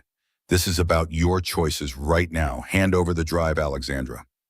For a moment it seemed she might comply. Then her expression hardened. "No, David deserves to know what's on this drive. It's his intellectual property as much as Claire's." Before either of them could react, Alexandra shoved past them and ran toward the stairwell. Ben started to follow, but Claire caught his arm. "Let her go. We have the evidence on camera. Security will stop her at the exit." But Alexandra didn't head for the exit. Instead, they heard her footsteps ascending toward the roof. Claire and Ben exchanged alarmed glances, then raced after her, taking the stairs two at a time. They burst onto the roof to find Alexandra standing near the edge. The wind whipping her hair around her face, the external drive clutched in her hand. "Alexandra, please," Claire called, moving slowly forward. "Step away from the edge. Whatever has happened, we can talk about it." "There's nothing to talk about. It's too late." Alexandra's voice was eerily calm now. "I've already sent most of the files to David. This was just the final piece." Ben's mind raced, assessing the situation. Alexandra wasn't threatening suicide. She was using their concern as a distraction, buying time. "You've been feeding information to David for months, haven't you? Using my security credentials as cover." Alexandra's slight smile confirmed his suspicion. "You made it so easy. Your predictable schedule, your remote access patterns. Child's play to piggyback on your connection." "But why?" Claire asked, genuine confusion in her voice. You've been with Smart Flow from the beginning. You have equity, a leadership position. Because I love him, Alexandra's composure cracked. I've always loved him, even when he was with you. He promised we would rebuild together, create something better than Smart Flow. Understanding washed over Claire's face. You and David, during our marriage? Alexandra's silence was answer enough. Ben watched the pain flash across Claire's features. Not just professional betrayal, but personal as well. In that moment, he wanted nothing more than to shield her from this new hurt, to stand between her and the cruel revelations being flung like weapons. Whatever David promised you, he said to Alexandra, he's using you, just like he used Claire. You don't know him. Alexandra's hand tightened around the drive. Neither of you do, not really. I knew him well enough to recognize the pattern, Claire said, her voice stronger now. He finds brilliant, capable women, makes them feel special, needed. Then he uses their talents while taking the credit. Something flickered in Alexandra's eyes, doubt perhaps. Ben pressed the advantage. Think about it, Alexandra. Has David ever acknowledged your contributions publicly? Has he given you credit for the information you have provided? Or does he present it as his own insights, his own discoveries? Alexandra's confident posture faltered slightly. He's waiting for the right moment. When we have everything, we'll launch together. Just like he promised to acknowledge my contributions when we started Smart Flow, Claire asked softly. I spent 3 years as the woman behind the curtain while David took the spotlight. Don't make my mistake. Ben could see the conflict in Alexandra's face, loyalty warring with dawning recognition. He moved carefully closer. Whatever you decide about David, about your future, this moment right now, determines everything. You're facing industrial espionage charges. That drive in your hand is evidence.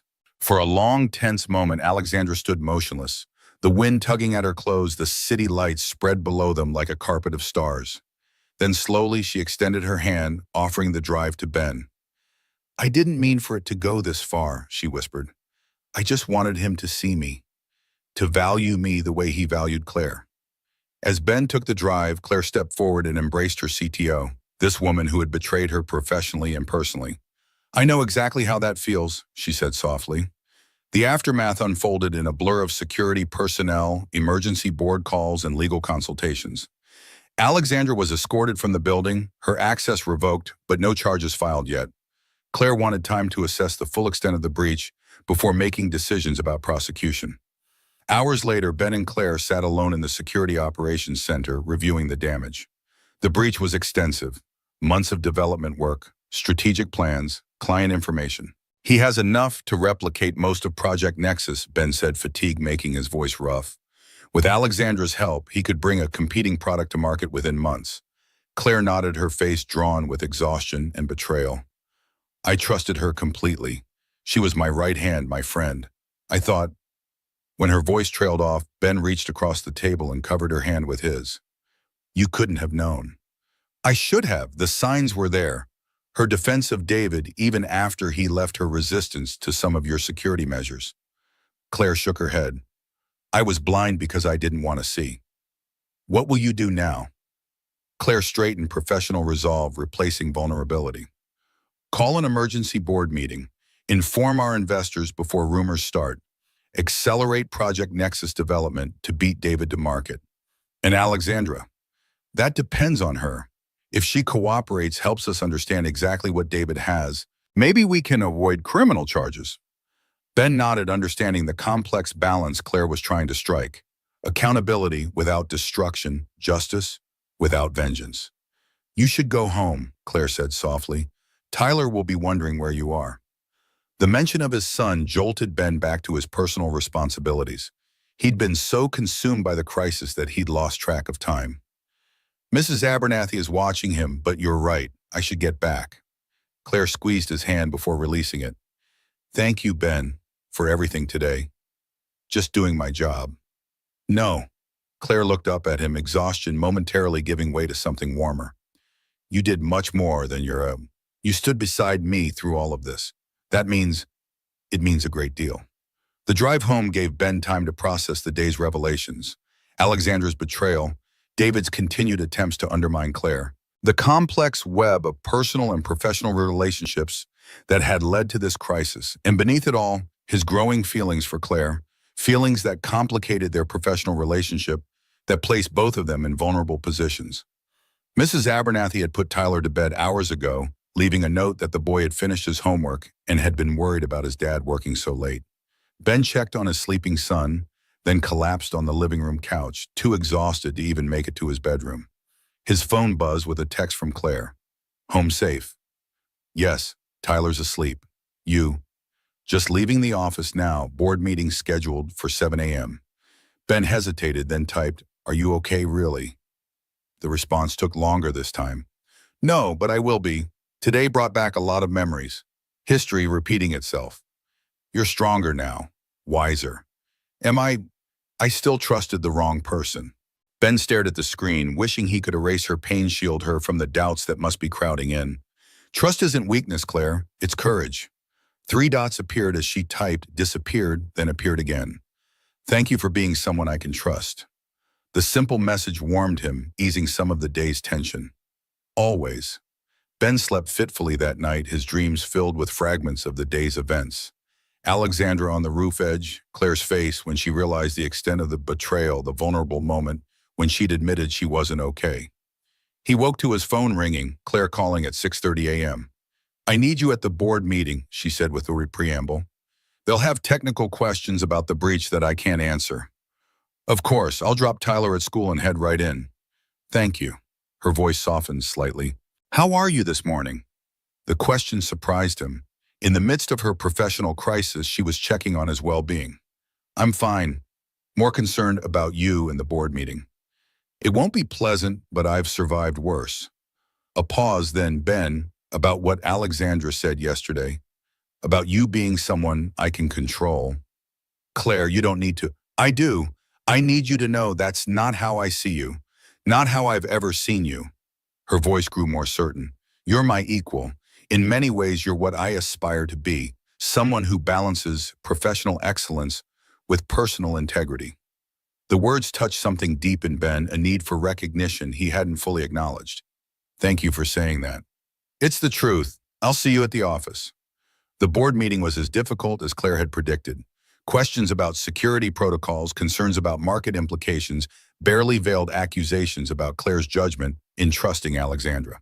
Through it all, Claire remained composed, accepting responsibility while outlining clear steps forward. Ben provided technical details about the breach, explained the security enhancements already implemented, and assured the board that additional protections were being deployed immediately. Several board members seemed ready to blame him as well, questioning whether his security systems had been adequate. With respect, Ben said firmly, the breach wasn't a failure of technology but of human trust. No security system can prevent an authorized user from misusing their legitimate access. That's why we've now implemented additional verification protocols and segregated access controls. Claire shot him a grateful look as the questioning moved on to financial implications. By meeting's end, the board had reluctantly accepted Claire's plan. Accelerate Project Nexus development, prepare for potential market competition, and consult with legal counsel about options regarding both Alexandra and David. As the board members filed out, Claire remained seated, the weight of leadership evident in the set of her shoulders. Ben stayed as well, gathering his notes, but in no hurry to leave her alone. That went better than expected, he offered once they were alone. Claire's smile was weary. Only because you were here. They trust your technical assessment more than my leadership right now. That's not true. They're rattled, but they still believe in you. Before Claire could respond, her assistant appeared in the doorway. Ms. Anderson, I'm sorry to interrupt, but there's an urgent call. It's Marianne from your home. Claire's expression immediately shifted to alarm as she took the call. Marianne, what's wrong? Her face paled as she listened. When are they all right? Another pause. I'm leaving now. Call Dr. Benson, tell him we're coming. She ended the call, already gathering her things.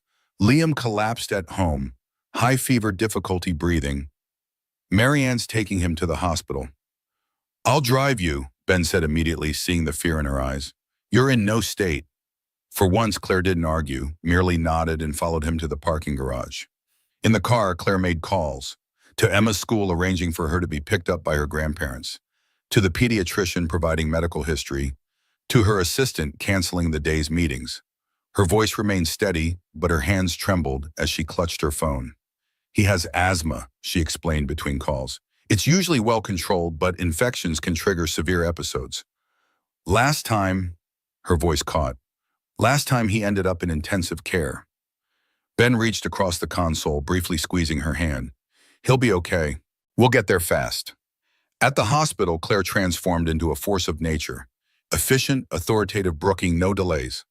Within minutes, they were escorted to the pediatric emergency department where Liam lay on a bed, small and pale, an oxygen mask over his face. Marianne, the housekeeper, stood nearby, visibly relieved when Claire arrived. Pneumonia, they think, Marianne said quietly. Fever came on suddenly this morning. Claire moved immediately to her son's side, stroking his hair back from his forehead. Hey, buddy, Mom's here now. Liam's eyes fluttered open, recognition bringing a small smile beneath the mask. He lifted his hand weakly and Claire took it, holding it against her cheek. Ben hung back, not wanting to intrude on the intimate moment, but Liam spotted him and his eyes brightened slightly. He gestured weakly and Ben stepped forward. Hey, Rocket Man, Ben said softly, using the nickname he'd given Liam after the boy had conquered the playground climbing structure. Giving everyone a scare, huh? Liam nodded slightly, then closed his eyes again, the brief interaction having exhausted him. A doctor entered, introducing herself as Dr. Reynolds, pediatric pulmonologist. Claire straightened, her CEO persona settling around her like armor. Let's step outside to talk, the doctor suggested, leading them to a small consultation room. The prognosis was concerning but not dire. Pneumonia complicated by Liam's asthma. He would need to be admitted, receive intravenous antibiotics, and remain under observation for at least 48 hours. With aggressive treatment, children typically respond well, Dr. Reynolds assured them. But I won't minimize the seriousness. His oxygen levels are lower than I'd like. Claire nodded, absorbing the information with outward calm. What's our next step? We're moving him to the pediatric ward now. The respiratory therapist will be by shortly to begin treatments. The first 24 hours are critical. As they returned to Liam's bedside, Claire maintained her composed facade. Only the tightness around her eyes betrayed her fear as she watched the nurses prepare to transfer her son. I should call Emma, she said softly.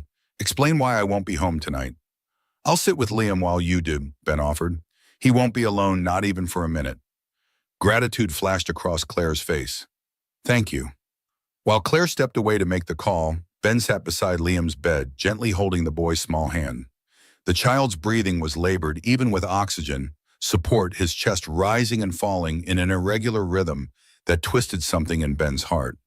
Your mom's going to be right back, buddy, he said softly. I'm staying right here with you. Liam's eyes opened briefly, a question in them despite his exhaustion. Tyler, he managed through the mask. Ben's smile touched that even now Liam was thinking of his friend. He's at school. I'll tell him you're being super brave. He'll be really proud of you. Liam gave a tiny nod before drifting back to sleep, his hand still trustingly in Ben's. In that moment, looking down at this child who had become so important to him over the past months, Ben realized how completely his life had intertwined with Claire's family. These weren't just his employer's children anymore. They were kids he cared about deeply, who mattered to him in a way he hadn't expected or planned for. When Claire returned, her composed expression had slipped, revealing the terrified mother beneath the CEO exterior. Emma's upset. She wants to come to the hospital, but my parents think it's better if she stays with them tonight. What do you think? Claire sank into the chair beside him. I don't know. Part of me wants her here where I can see her, hold her. But seeing Liam like this would frighten her. What about tomorrow Tyler could come with me to visit? Might help both Emma and Liam to have their friends here. Claire looked at him with naked gratitude. You'd do that? Of course, Ben hesitated, then added, Claire, you don't have to do this alone. I'm here, for whatever you need. The simple offer broke through her remaining composure. Tears filled her eyes, and she covered her face with her hands. Ben moved instinctively, pulling her against his chest, one arm around her shoulders, while his other hand still held Liam's. He's going to be okay, Ben murmured against her hair. He's strong like his mom. Claire allowed herself a brief moment of vulnerability, drawing strength from his embrace, then straightened and wiping her eyes. I'm sorry, it's just been today of all days. Don't apologize. Not for being human. A small smile touched her lips. Is that another Ben Carson philosophy like tacos and duct tape? Absolutely, right up there with always bring backup batteries and never underestimate a child's ability to find mud. The weak joke earned a genuine if watery smile.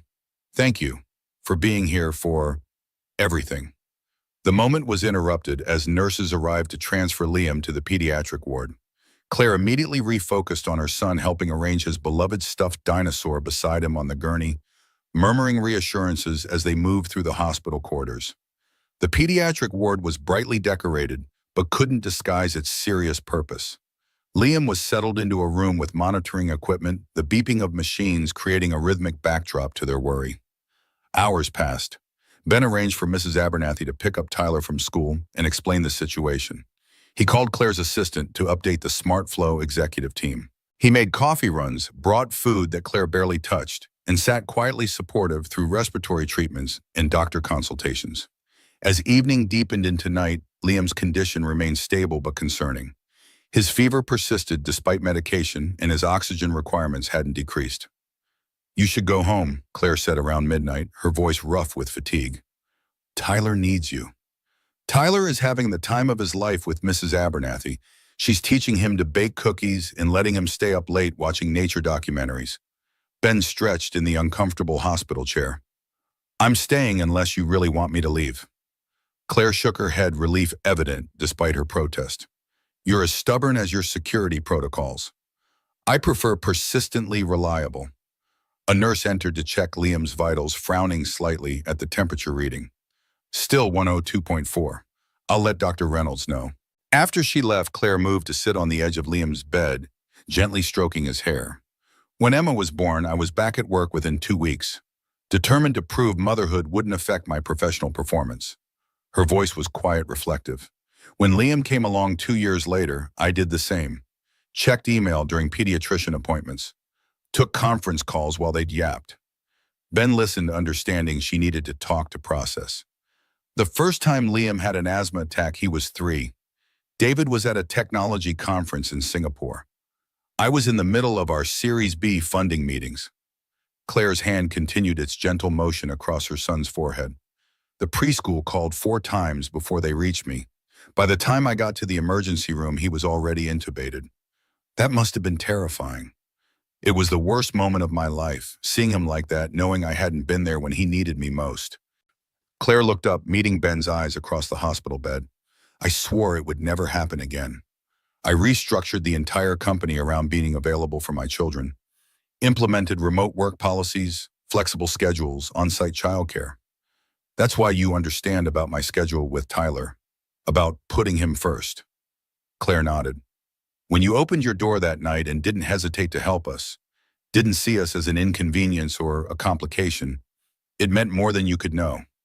It reminded me of the person I've tried to become. The honesty of the moment, the shared understanding of what it meant to reshape a life around a child's needs, created a connection that transcended their complicated professional relationship." In the quiet hospital room with Liam sleeping fitfully between them, Ben recognized that his feelings for Claire had evolved far beyond admiration or attraction.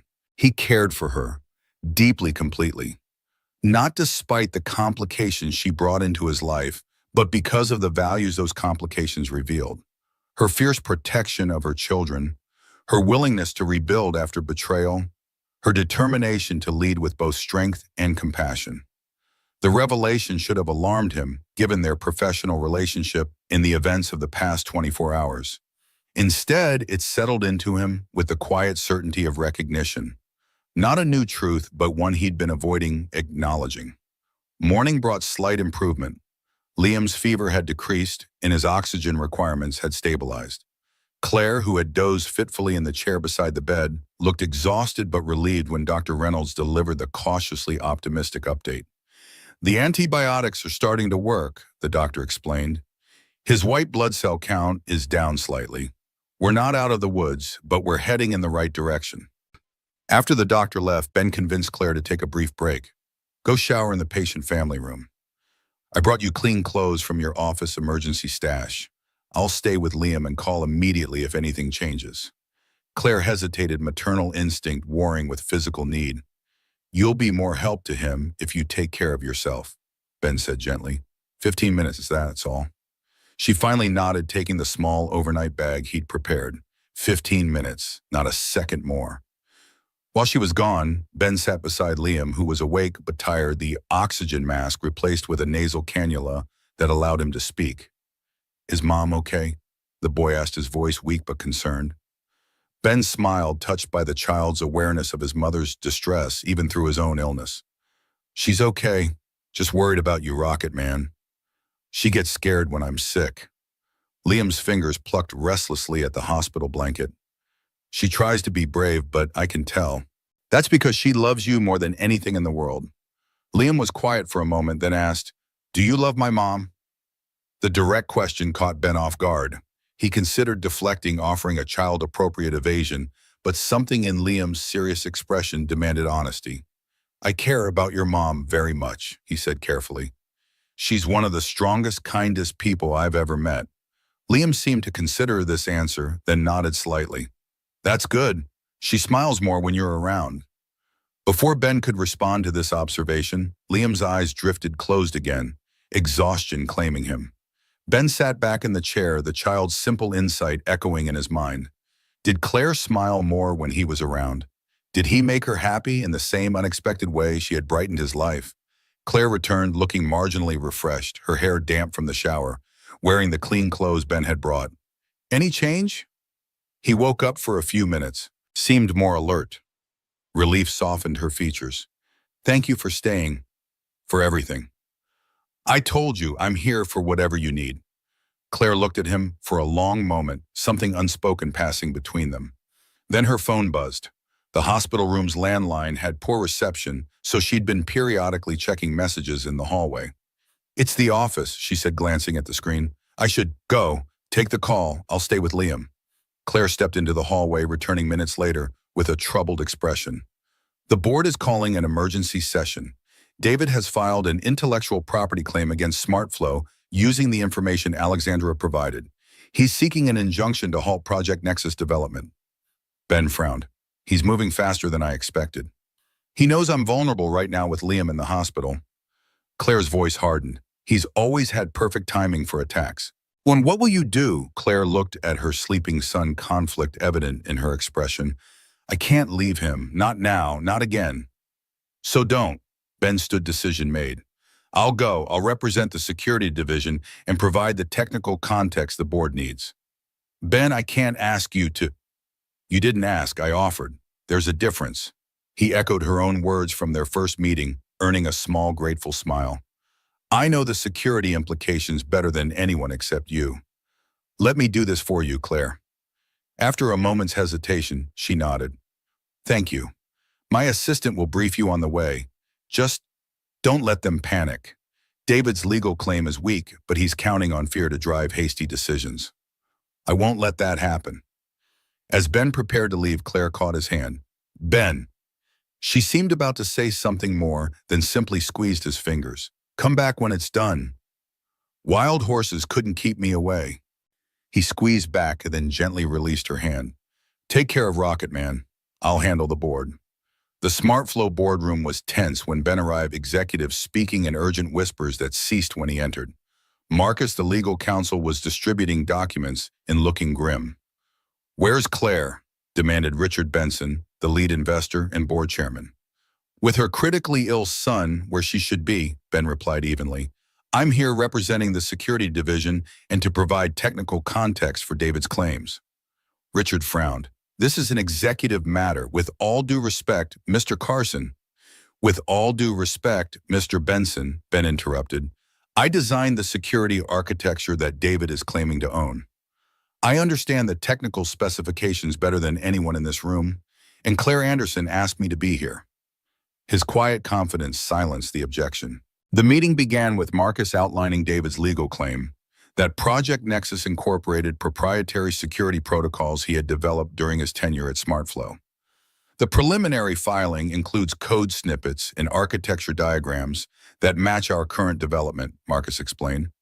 He's seeking both damages and an injunction to halt development until ownership can be determined.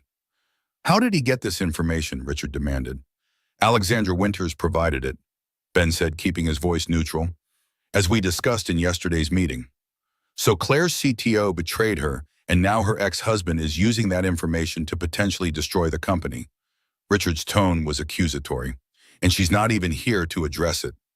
Ben felt a surge of protective anger, but kept his expression professional. Claire is at the hospital with her 7-year-old son, who has pneumonia complicated by asthma. She's monitoring this situation closely and has empowered me to represent the security aspects of this claim, which are, Ben opened his laptop, connecting it to the room's display system. David's claim is fundamentally flawed from a technical perspective. The security architecture he's claiming ownership of bears superficial similarities to code he worked on, but the underlying approach is entirely different. For the next hour, Ben methodically dismantled David's technical claims using his deep knowledge of both current and historical SmartFlow security protocols. He explained complex concepts in terms the non-technical board members could grasp, outlined the innovative approaches he had implemented, and demonstrated how Project Nexus represented a fundamental departure from David's original work. In summary, he concluded, what David is claiming as his intellectual property is actually an entirely new security framework that bears his fingerprints only because Alexandra selectively provided him with information to create that impression. The board members exchanged glances, visibly relieved by Ben's authoritative analysis. Richard looked less hostile now, studying Ben with newfound respect. Thank you, Mr. Carson. That clarifies the technical aspects considerably. He turned to Marcus. How do we proceed legally? We file a comprehensive response including Mr. Carson's technical analysis. We request an expedited hearing and counter with our own claim of corporate espionage. Marcus closed his folder. Based on what we've heard today, I'm confident we can defeat the injunction request. As the meeting concluded, Richard approached Ben privately. You handled that impressively. Claire was right about you. Or right about what? That you understand not just the technology but the company's mission. Richard studied him thoughtfully. She trusts you. That's not something Claire Anderson does easily, especially after David. Ben wasn't sure how to respond to this assessment, so he simply nodded. Tell her, Richard hesitated, tell her the board stands behind her, and that we all hope Liam recovers quickly. I will. As Ben drove back to the hospital, he reflected on how completely his life had transformed in just a few months. From warehouse manager to security director.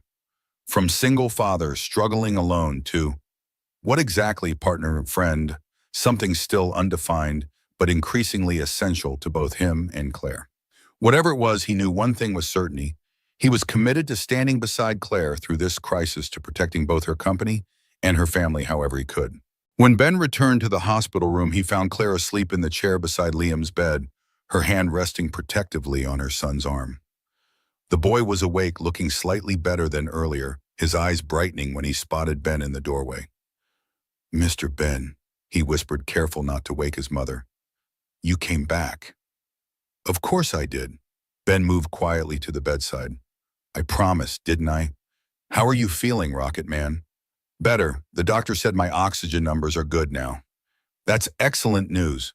Ben gently brushed the hair from the boy's forehead, checking his temperature, the way he did with Tyler when he was sick. Still a little warm, but definitely cooler than yesterday. Liam nodded. Mom's been here the whole time. She didn't even answer her phone when it rang. The simple observation revealed volumes about Claire's shift in priorities. The CEO, who was always available, was now deliberately unreachable, focused entirely on her son. That's because you're the most important person in her world, Ben said softly. You didn't tell me if she's your girlfriend, Liam said with a child's directness. Ben smiled. It's complicated, buddy. That's what grown-ups say when they don't want to answer. You're too smart for your own good. Ben adjusted the boy's blanket. Your mom and I care about each other very much. The rest, we're still figuring out. Liam considered this answer, then nodded seriously. That's okay. Figuring things out takes time, like when I was learning to tie my shoes. Ben chuckled at the comparison. Exactly like that. Claire stirred, then opening her eyes to find Ben and Liam in quiet conversation. For a moment, still half asleep, her expression was unguarded, pure joy at seeing Ben had returned. Then awareness returned, and she sat up straighter. How did it go, the board meeting? Successfully. Ben filled her in quietly while Liam dozed off again, explaining how he'd addressed the technical aspects of David's claim in the board's supportive response. "Thank you," Claire said when he finished. "I don't know how I would have handled all this without you." "You would have managed. You're Claire Anderson." Ben smiled. "But I'm glad you didn't have to." They sat in comfortable silence for a while, watching Liam sleep the beeping monitors, a reassuring rhythm in the background. Then Claire spoke, her voice thoughtful. "When this is all over, Liam recovered the legal issues resolved. We should talk. About us." Ben's heart rate quickened at the simple words. Us. Whatever this is between us. Claire met his eyes directly. "It's more than professional, more than friendship. At least, it is for me." "For me too," Ben admitted quietly. "Has been for a while now." Claire's smile was like sunrise after a long night. "Good. That's good." Before they could say more, a nurse entered to check Liam's vitals, followed shortly by Dr. Reynolds with encouraging news. Liam's latest blood work showed the infection responding well to treatment. If his improvement continued, he might be able to go home in 48 hours. The crisis wasn't over, but the tide had turned. As Ben watched Claire receive the news, her professional composure momentarily giving way to a mother's relief. He knew with absolute certainty that whatever challenges lay ahead, David's legal attacks, SmartFlow's future, their own complicated relationship, they would face them together. That evening, Ben brought Tyler to visit along with Emma, who had been desperate to see her brother. The children's presence transformed the sterile hospital room, filling it with whispers and giggles as they showed Liam the get-well cards they had made and told him about school. Watching them together, Ben caught Claire's eye across the room. The connection between them was palpable, strengthened by crisis, cemented by shared values, evolving into something neither had expected, but both now recognized as essential. Whatever name they eventually gave it, whatever form it ultimately took, Ben knew one thing with certainty. The unexpected twist of Claire appearing on his doorstep that Friday night had changed the trajectory of his life in ways he could never have imagined, opening doors he had thought forever closed, offering not just professional redemption, but personal renewal as well. And despite all the complications, despite the challenges still to come, he wouldn't change a single moment of it. 3 days later, Liam was discharged from the hospital. His color had returned, the labored breathing replaced by occasional coughs that grew less frequent with each passing day. The medical crisis had eased, but the professional one continued to escalate. David's legal maneuvers had intensified. Beyond the intellectual property claims, he had launched a media campaign painting Claire as a ruthless executive who had pushed out her co-founder husband and stolen his innovations. The business press, always hungry for tech industry drama, amplified the story. Ben arrived at Claire's home the morning after Liam's discharge, carrying breakfast and security equipment. He found the family in the kitchen, Liam still in pajamas, but clearly improving, Emma setting the table with careful precision, Claire reviewing documents, while simultaneously helping Liam with his breathing exercises. "Reinforcements have arrived," Ben announced, as Tyler followed him in carrying a bag of freshly baked muffins. "Mr. Ben Tyler." Liam's face brightened, though he still moved with the careful motions of someone recently ill. Claire looked up, exhaustion evident beneath her smile. "You're a lifesaver, both of you."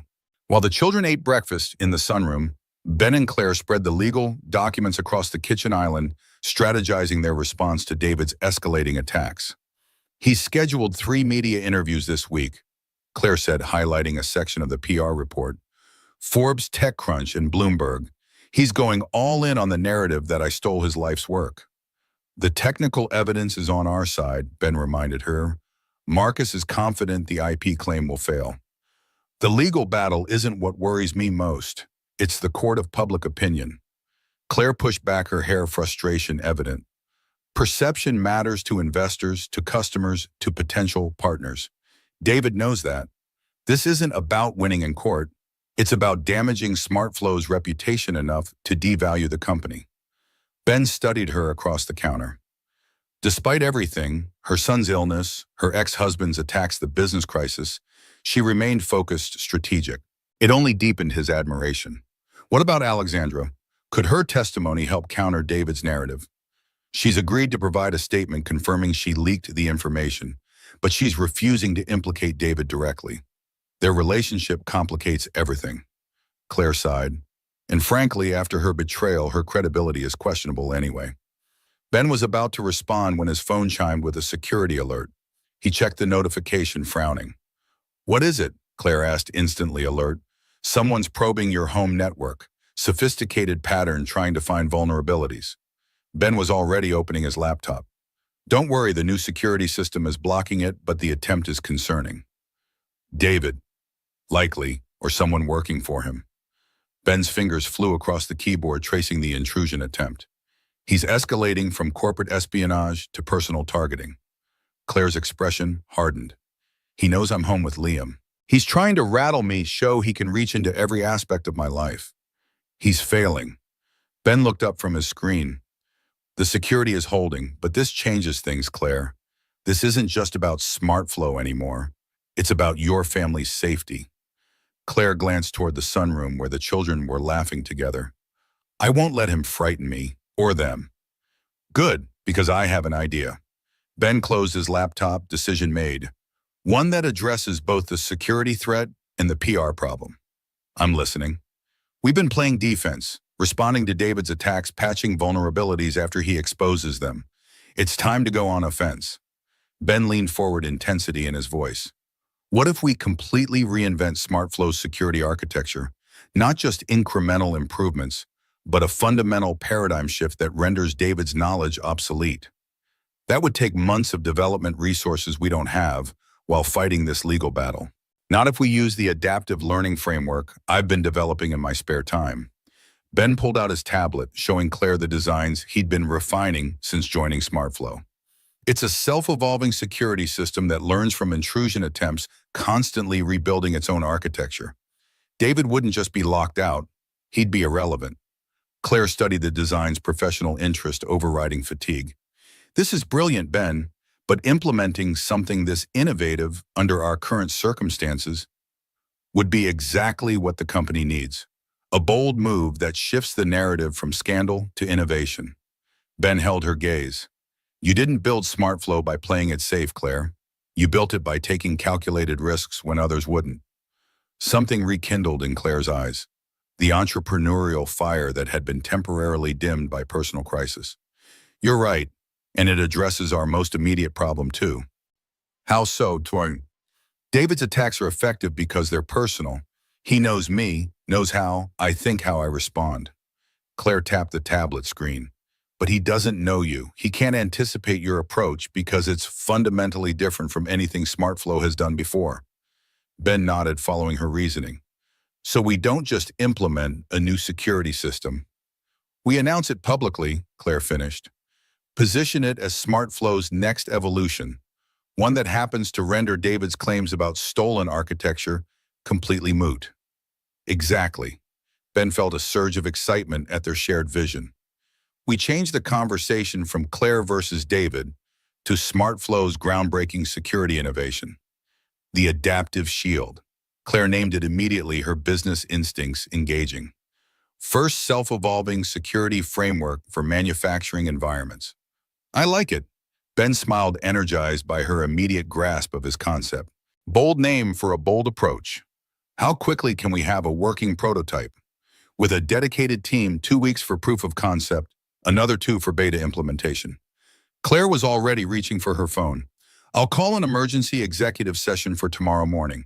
We'll need to reallocate resources, adjust development priorities." "What about Project Nexus? The injunction hearing is in 3 weeks." "We continue development on parallel tracks. The Shield becomes our public focus, our offense move, while Nexus continues as planned." Claire's expression grew determined. "David wants a fight. We'll give him one he never expected." The next morning, Ben presented the Adaptive Shield concept to SmartFlow's executive team. Initial skepticism gave way to cautious enthusiasm as he outlined the technical approach, implementation timeline, and strategic advantages. "This isn't just a defensive measure against David's attacks," Claire concluded after Ben's presentation. "It's positioning SmartFlow at the forefront of dynamic security architecture, an innovation that will benefit our customers and partners for years to come." Richard Benson, who had flown in specifically for the meeting, studied the technical specifications with a thoughtful expression. "It's ambitious, risky even, but potentially game-changing. He looked up at Ben. You developed this concept on your own time. I've been working on adaptive security theories for years, Ben explained. It was originally designed for critical infrastructure protection, but the principles apply perfectly to SmartFlow's distributed manufacturing environment. And you're willing to assign the intellectual property rights to SmartFlow. With appropriate recognition and compensation, yes. Ben glanced at Claire. I believe in what this company stands for in its mission of making manufacturing smarter and more accessible. The shield belongs here. After thorough discussion, the executive team unanimously approved the project. Resources would be immediately reallocated with Ben leading a hand-picked development team. Claire would oversee the strategic implementation and public messaging. As the meeting concluded, Richard pulled Claire and Ben aside. This is exactly the bold move we need right now, but be prepared. David will see this as a direct challenge. It is a direct challenge, Claire said, one that shifts the battlefield to terrain where we have the advantage. The next 3 weeks unfolded in a blur of intense development, legal preparations, and strategic planning. Ben practically lived at SmartFlow headquarters, leading his team through marathon coding sessions and architectural debates. The adaptive shield took shape rapidly, its innovative approach, capturing the imagination of even the most skeptical engineers. Claire divided her time between the office and home, ensuring Liam's continued recovery while preparing for both the injunction hearing and the shield announcement. The children spent afternoons together, sometimes at Ben's house under Mrs. Abernathy's watchful eye, sometimes at Claire's with Marianne. Their easy friendship became a source of stability amid the professional chaos. The night before the injunction hearing, Ben and Claire worked late at her home office, finalizing their legal strategy while the children slept upstairs. The shield prototype had exceeded expectations in preliminary testing, but they agreed to delay the public announcement until after the hearing. Tomorrow will determine whether we're announcing from a position of strength or damage control, Claire said, closing the final brief they'd been reviewing. Either way, we announce. Ben stretched, fatigue evident after weeks of minimal sleep. The shield is ready, and it's our best counter to whatever David has planned. Claire studied him across the desk, concern softening her professional focus. You're exhausted. When was the last time you slept more than 4 hours? I could ask you the same question. A small smile played at her lips. We make quite the pair, don't we? Workaholics with savior complexes. I prefer dedicated professionals with a healthy sense of responsibility. Claire's laugh was soft in the quiet house. Much better. Very corporate approved. The moment of levity faded, replaced by the weight of what tomorrow represented, not just for SmartFlow, but for them personally. The past weeks had deepened their connection, their shared crisis response, cementing a partnership that transcended professional collaboration. Whatever happens tomorrow, Ben said quietly, we face it together. Claire reached across the desk, taking his hand. Together.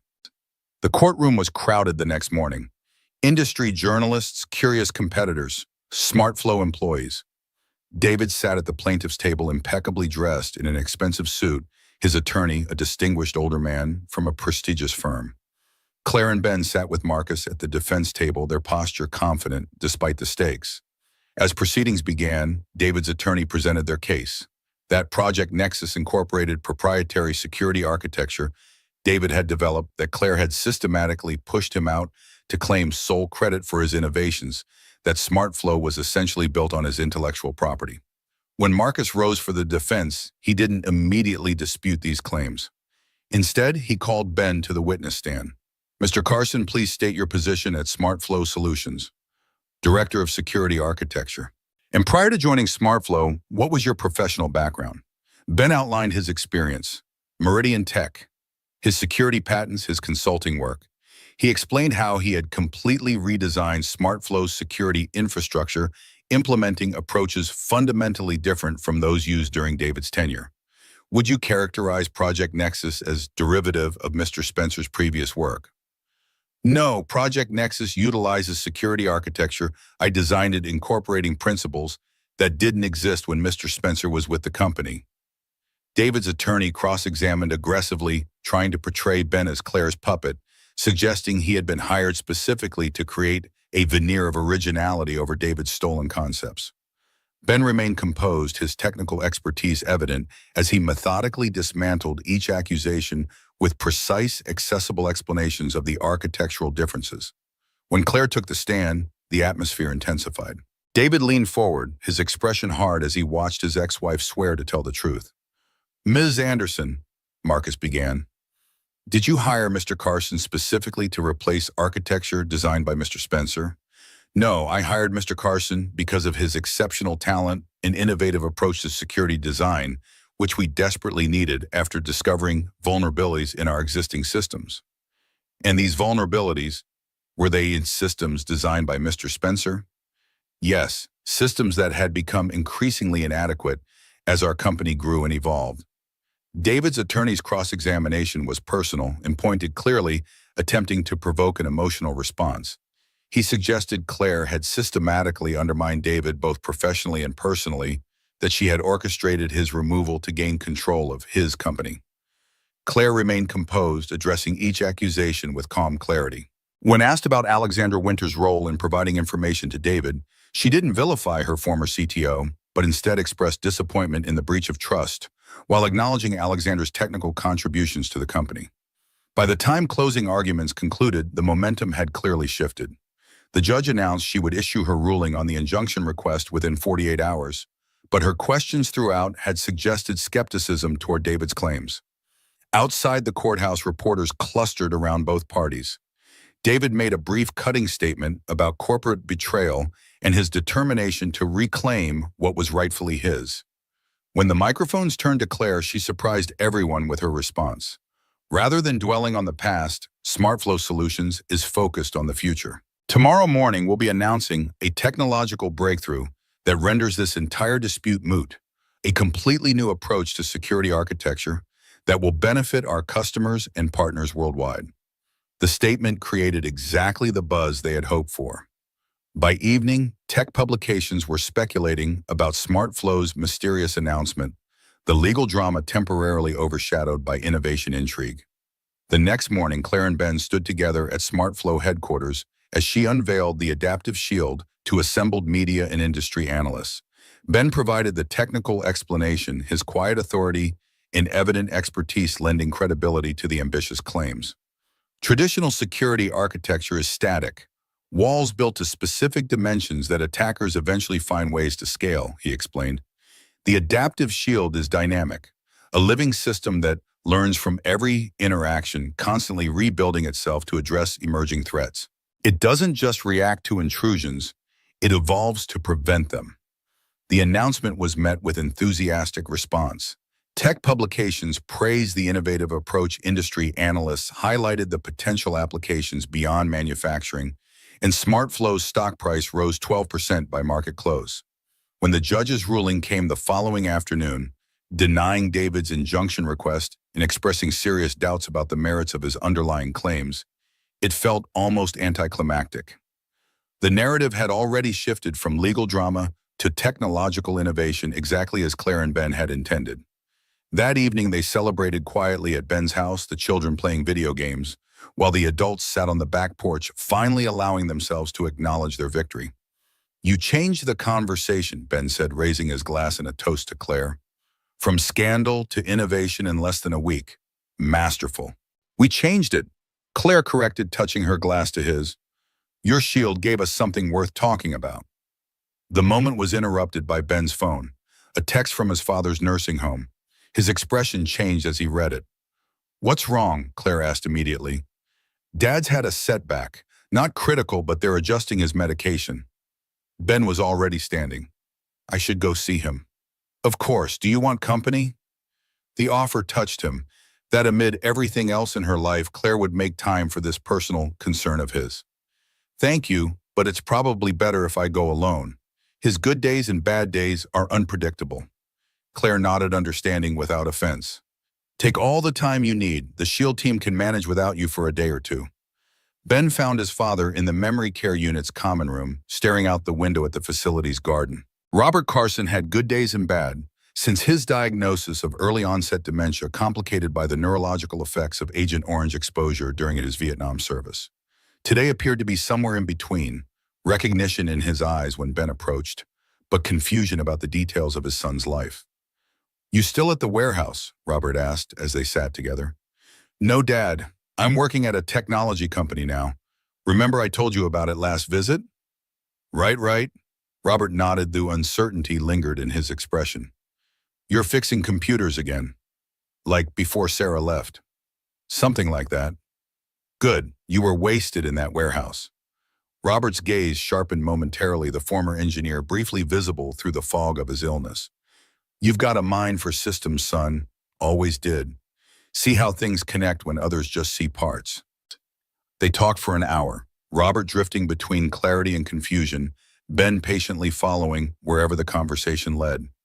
As he prepared to leave, his father gripped his hand with surprising strength.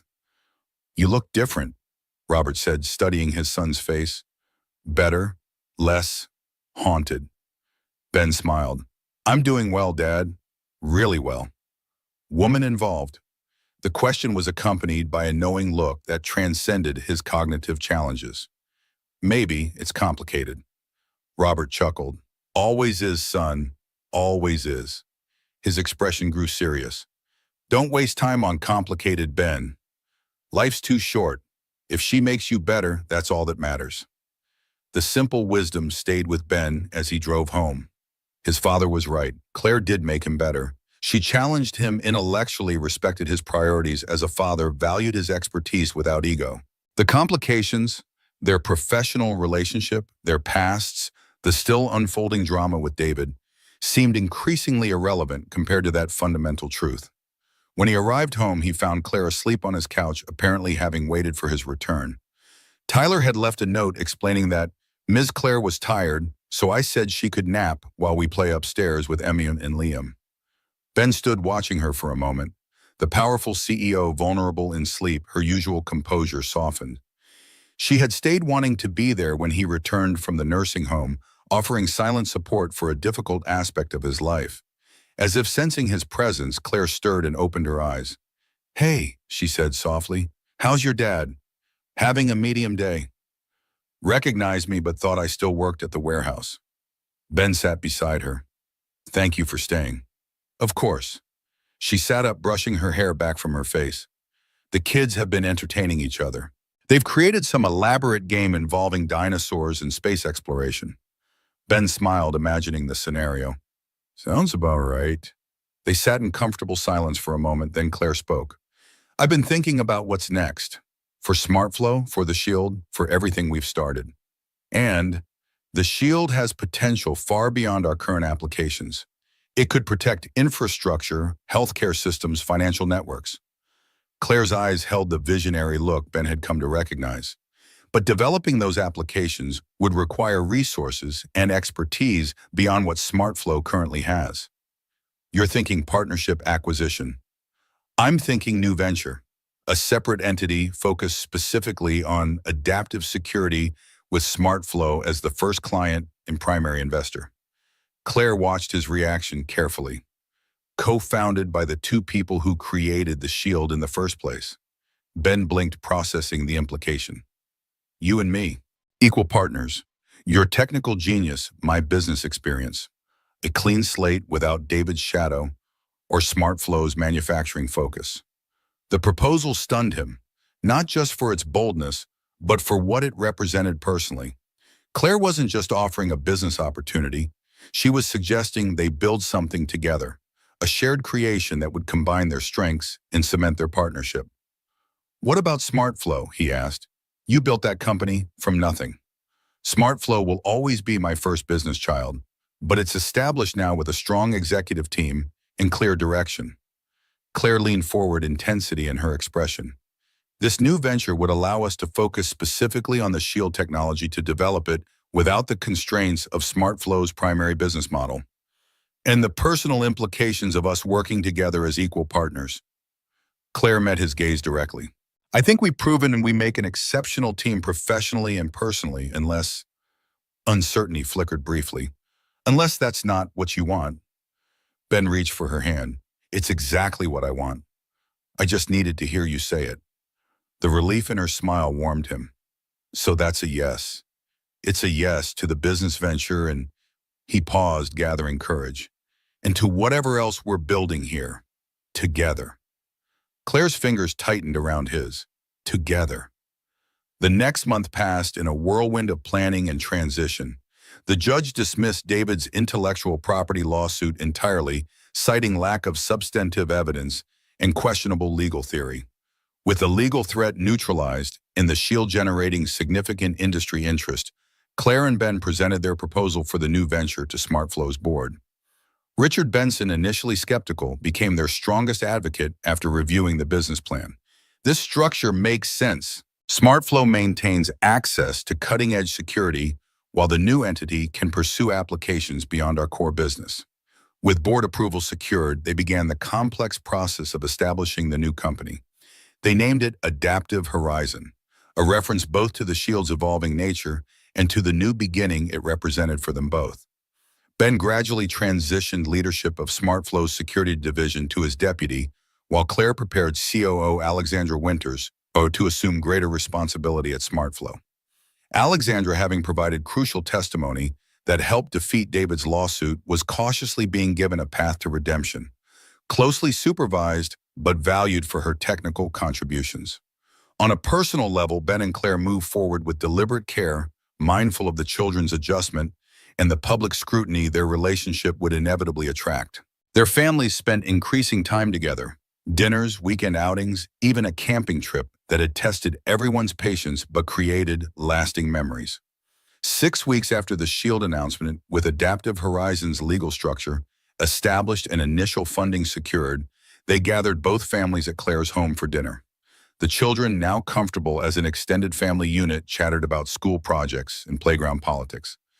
After dinner, while the kids played a board game in the living room, Ben and Claire called them together for an announcement. "We have something important to tell you." Claire began, glancing at Ben with a smile. "You know, we've been working on a new company together." The children nodded, having heard much discussion about Adaptive Horizon over the past weeks. "Well, the new company means some changes for all of us." Ben took Claire's hand openly, a gesture that made Emma's eyes widen with sudden understanding. "Good changes, we hope."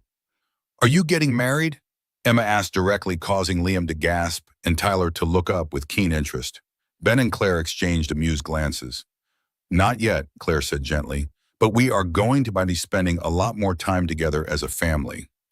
Ben has asked us to move in with him and Tyler." She continued, watching the children carefully for their reactions. "His house is bigger than our apartment, with a yard for playing and rooms for everyone." "And we'd be together every day," Liam asked, his expression hopeful. "Every day," Ben confirmed, "if that's okay with all of you." The children exchanged glances, conducting some silent communication only they understood.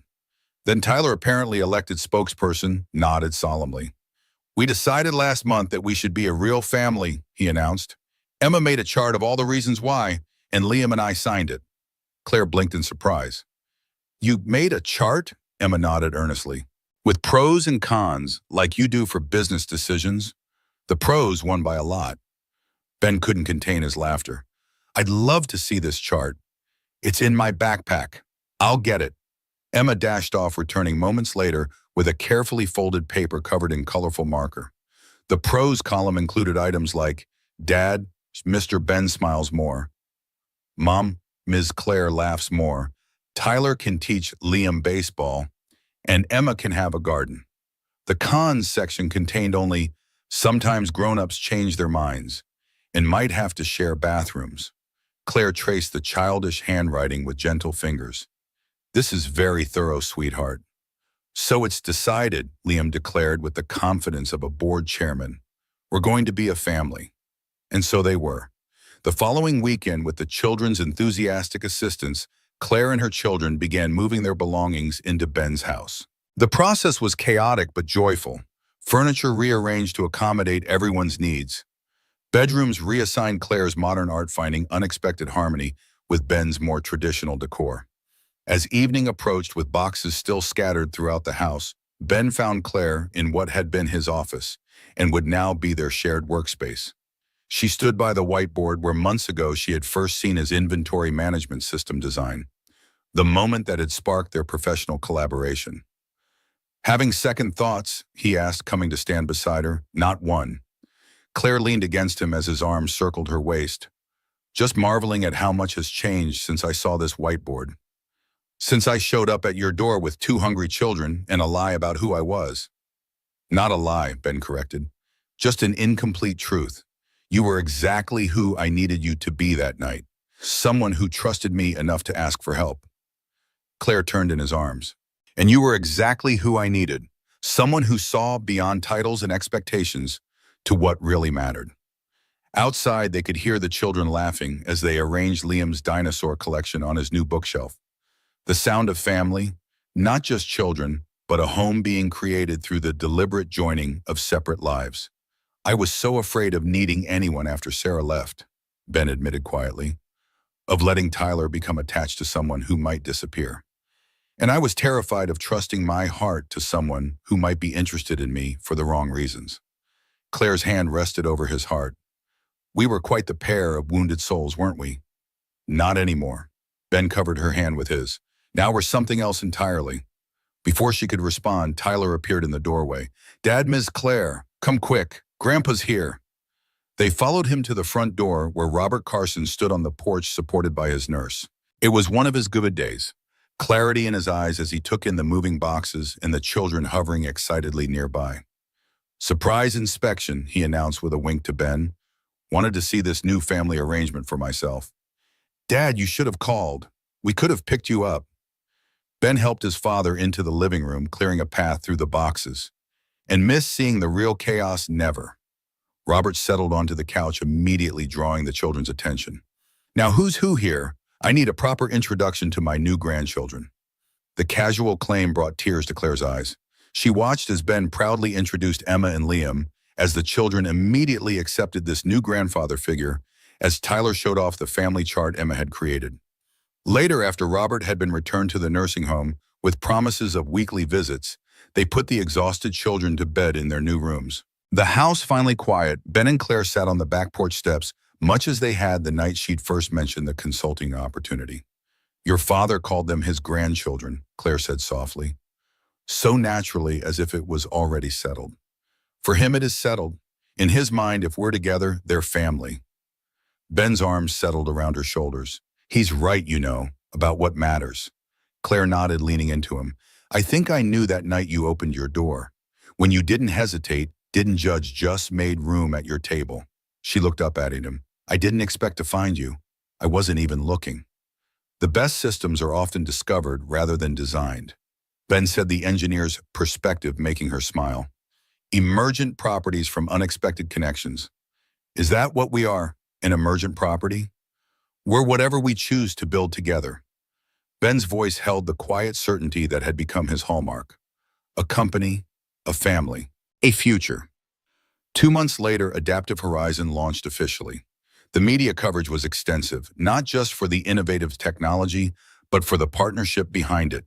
Claire Anderson, the visionary CEO who had built SmartFlow from nothing, now co-founding a security venture with Ben Carson, the brilliant engineer who had transformed her company's approach to data protection. Some articles mentioned their personal relationship, but it was presented as secondary to their professional collaboration, exactly as they had hoped. The focus remained on the Shield technology and its potential applications across industries. The launch event, held at a downtown technology center, featured demonstrations of the Shield's capabilities and presentations from initial clients already implementing the system. Ben, once uncomfortable in the spotlight, delivered a compelling technical overview that had potential investors lining up afterward. As the formal presentations concluded and the networking reception began, Richard Benson approached them, champagne glass in hand. Congratulations to you both. The Shield is everything you promised and more. He clinked his glass against theirs. An Adaptive Horizon is poised to become a major player very quickly. Thank you for your support, Richard, Claire said. SmartFlow's backing made this possible. Smart investment, that's all. Richard's expression grew more personal. And I'd be lying if I said I wasn't pleased to see you both so fulfilled, professionally and otherwise. As Richard moved on to greet other guests, Ben and Claire exchanged amused glances at his diplomatic reference to their relationship. Speaking of otherwise, Ben said quietly, leading Claire to a quieter corner of the reception, I've been thinking about something your daughter said. Emma, what wisdom has she imparted now? When we told the kids about moving in together, she asked if we were getting married. Claire's eyebrow raised. I remember. We said not yet. Ben reached into his pocket, withdrawing a small velvet box. I've been thinking about that yet. Claire's breath caught as he opened the box, revealing a ring with a single elegant emerald surrounded by small diamonds. Ben, I'm not proposing formally. Not here, not now. That deserves a more private moment with the children involved. His eyes held hers steadily. But I wanted you to know that I've bought the ring. That whenever you're ready, whenever the timing feels right for our family, I'm ready to make it official. Claire touched the ring gently, then closed the box and returned it to his hand. Keep it safe. The right moment will come. Sooner rather than later, I think. Their private moment was interrupted by Alexandra Winters, now SmartFlow's acting COO, approaching with an industry analyst in tow. They smoothly transitioned back to professional mode, fielding questions about implementation timelines and scalability.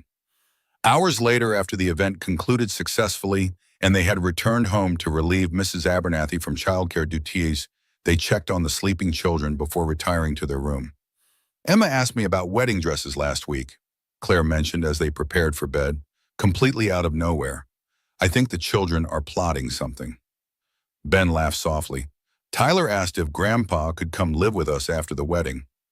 When I said we weren't planning a wedding yet, he gave me this look like I was being deliberately obtuse.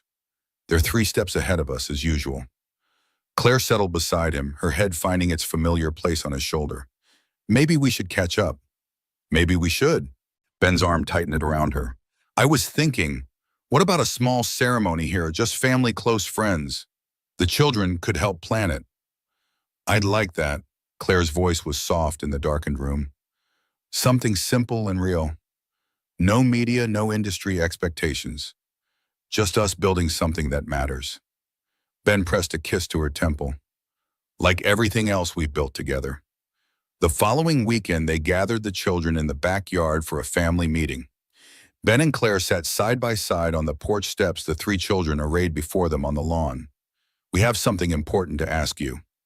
Claire began, smiling as the children immediately perked up, sensing a significant announcement. Ben reached for her hand. We've been thinking about making our family official. Legally official. You're getting married, Emma exclaimed, unable to contain herself. I knew it. Well, that depends, Ben said seriously. We wanted to ask what you 3 think about it first. The children exchanged glances of disbelief at the adults' apparent obtuseness. We already decided, Tyler said, his tone suggesting this should have been obvious. Remember the chart?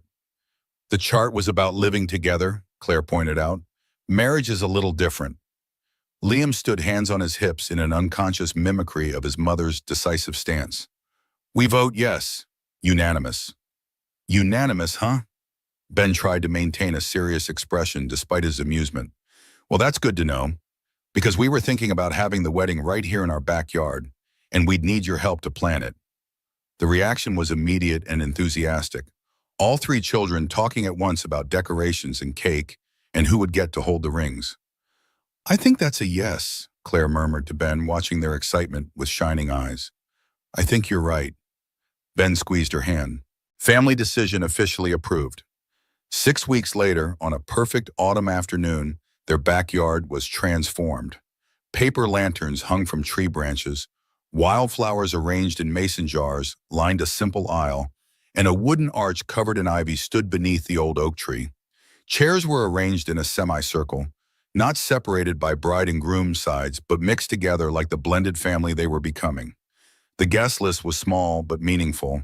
Claire's parents, Ben's father having one of his best days in months, Mr. and Mrs. Abernathy, a few close colleagues from both SmartFlow and Adaptive Horizon, Claire's childhood friend who had first suggested online dating on that fateful night.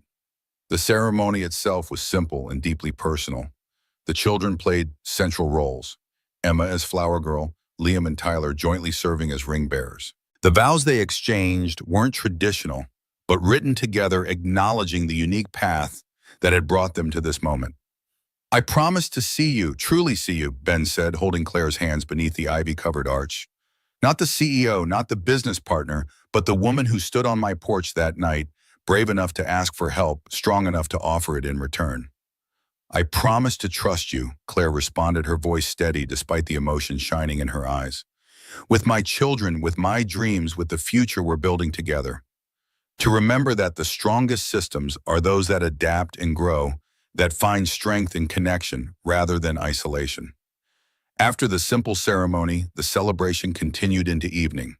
Dinner at tables set up on the lawn, dancing to music played through speakers. Tyler had proudly set up cake that the children had helped design with minimal parental intervention regarding the three-tier dinosaur theme. As twilight deepened and the paper lanterns glowed like stars among the trees, Ben found Claire standing alone for a moment, watching the children chase fireflies across the yard. "Mrs. Carson," he said softly, coming to stand beside his wife. "Or is it Anderson Carson? We never did decide officially." "Anderson Carson professionally, Carson personally." Claire leaned against him. Best of both worlds. They stood in comfortable silence, taking in the scene before them. Their children playing together, their friends and family mingling easily, their home illuminated for celebration. So different from that first night when Claire had appeared on Ben's doorstep with her children waiting hungry in the car. "I never thanked you," Claire said suddenly, "for opening your door that night, for seeing me when I was pretending to be someone else. You didn't need to thank me. You gave me something far more valuable in return." Ben's arms circled her waist. "A second chance. At my career, at trust, at everything." "A second chance engineer," Claire said with a smile. "Building something new from what others might have discarded." "Building it together," Ben corrected, drawing her closer as their children ran laughing toward them, whole and happy in the gathering dusk. "That's the only design that matters." As the family embraced beneath the lantern light, their separate journeys finally completely merged into one shared path forward. Ben thought of his father's simple wisdom from that day at the nursing home. "If she makes you better, that's all that matters."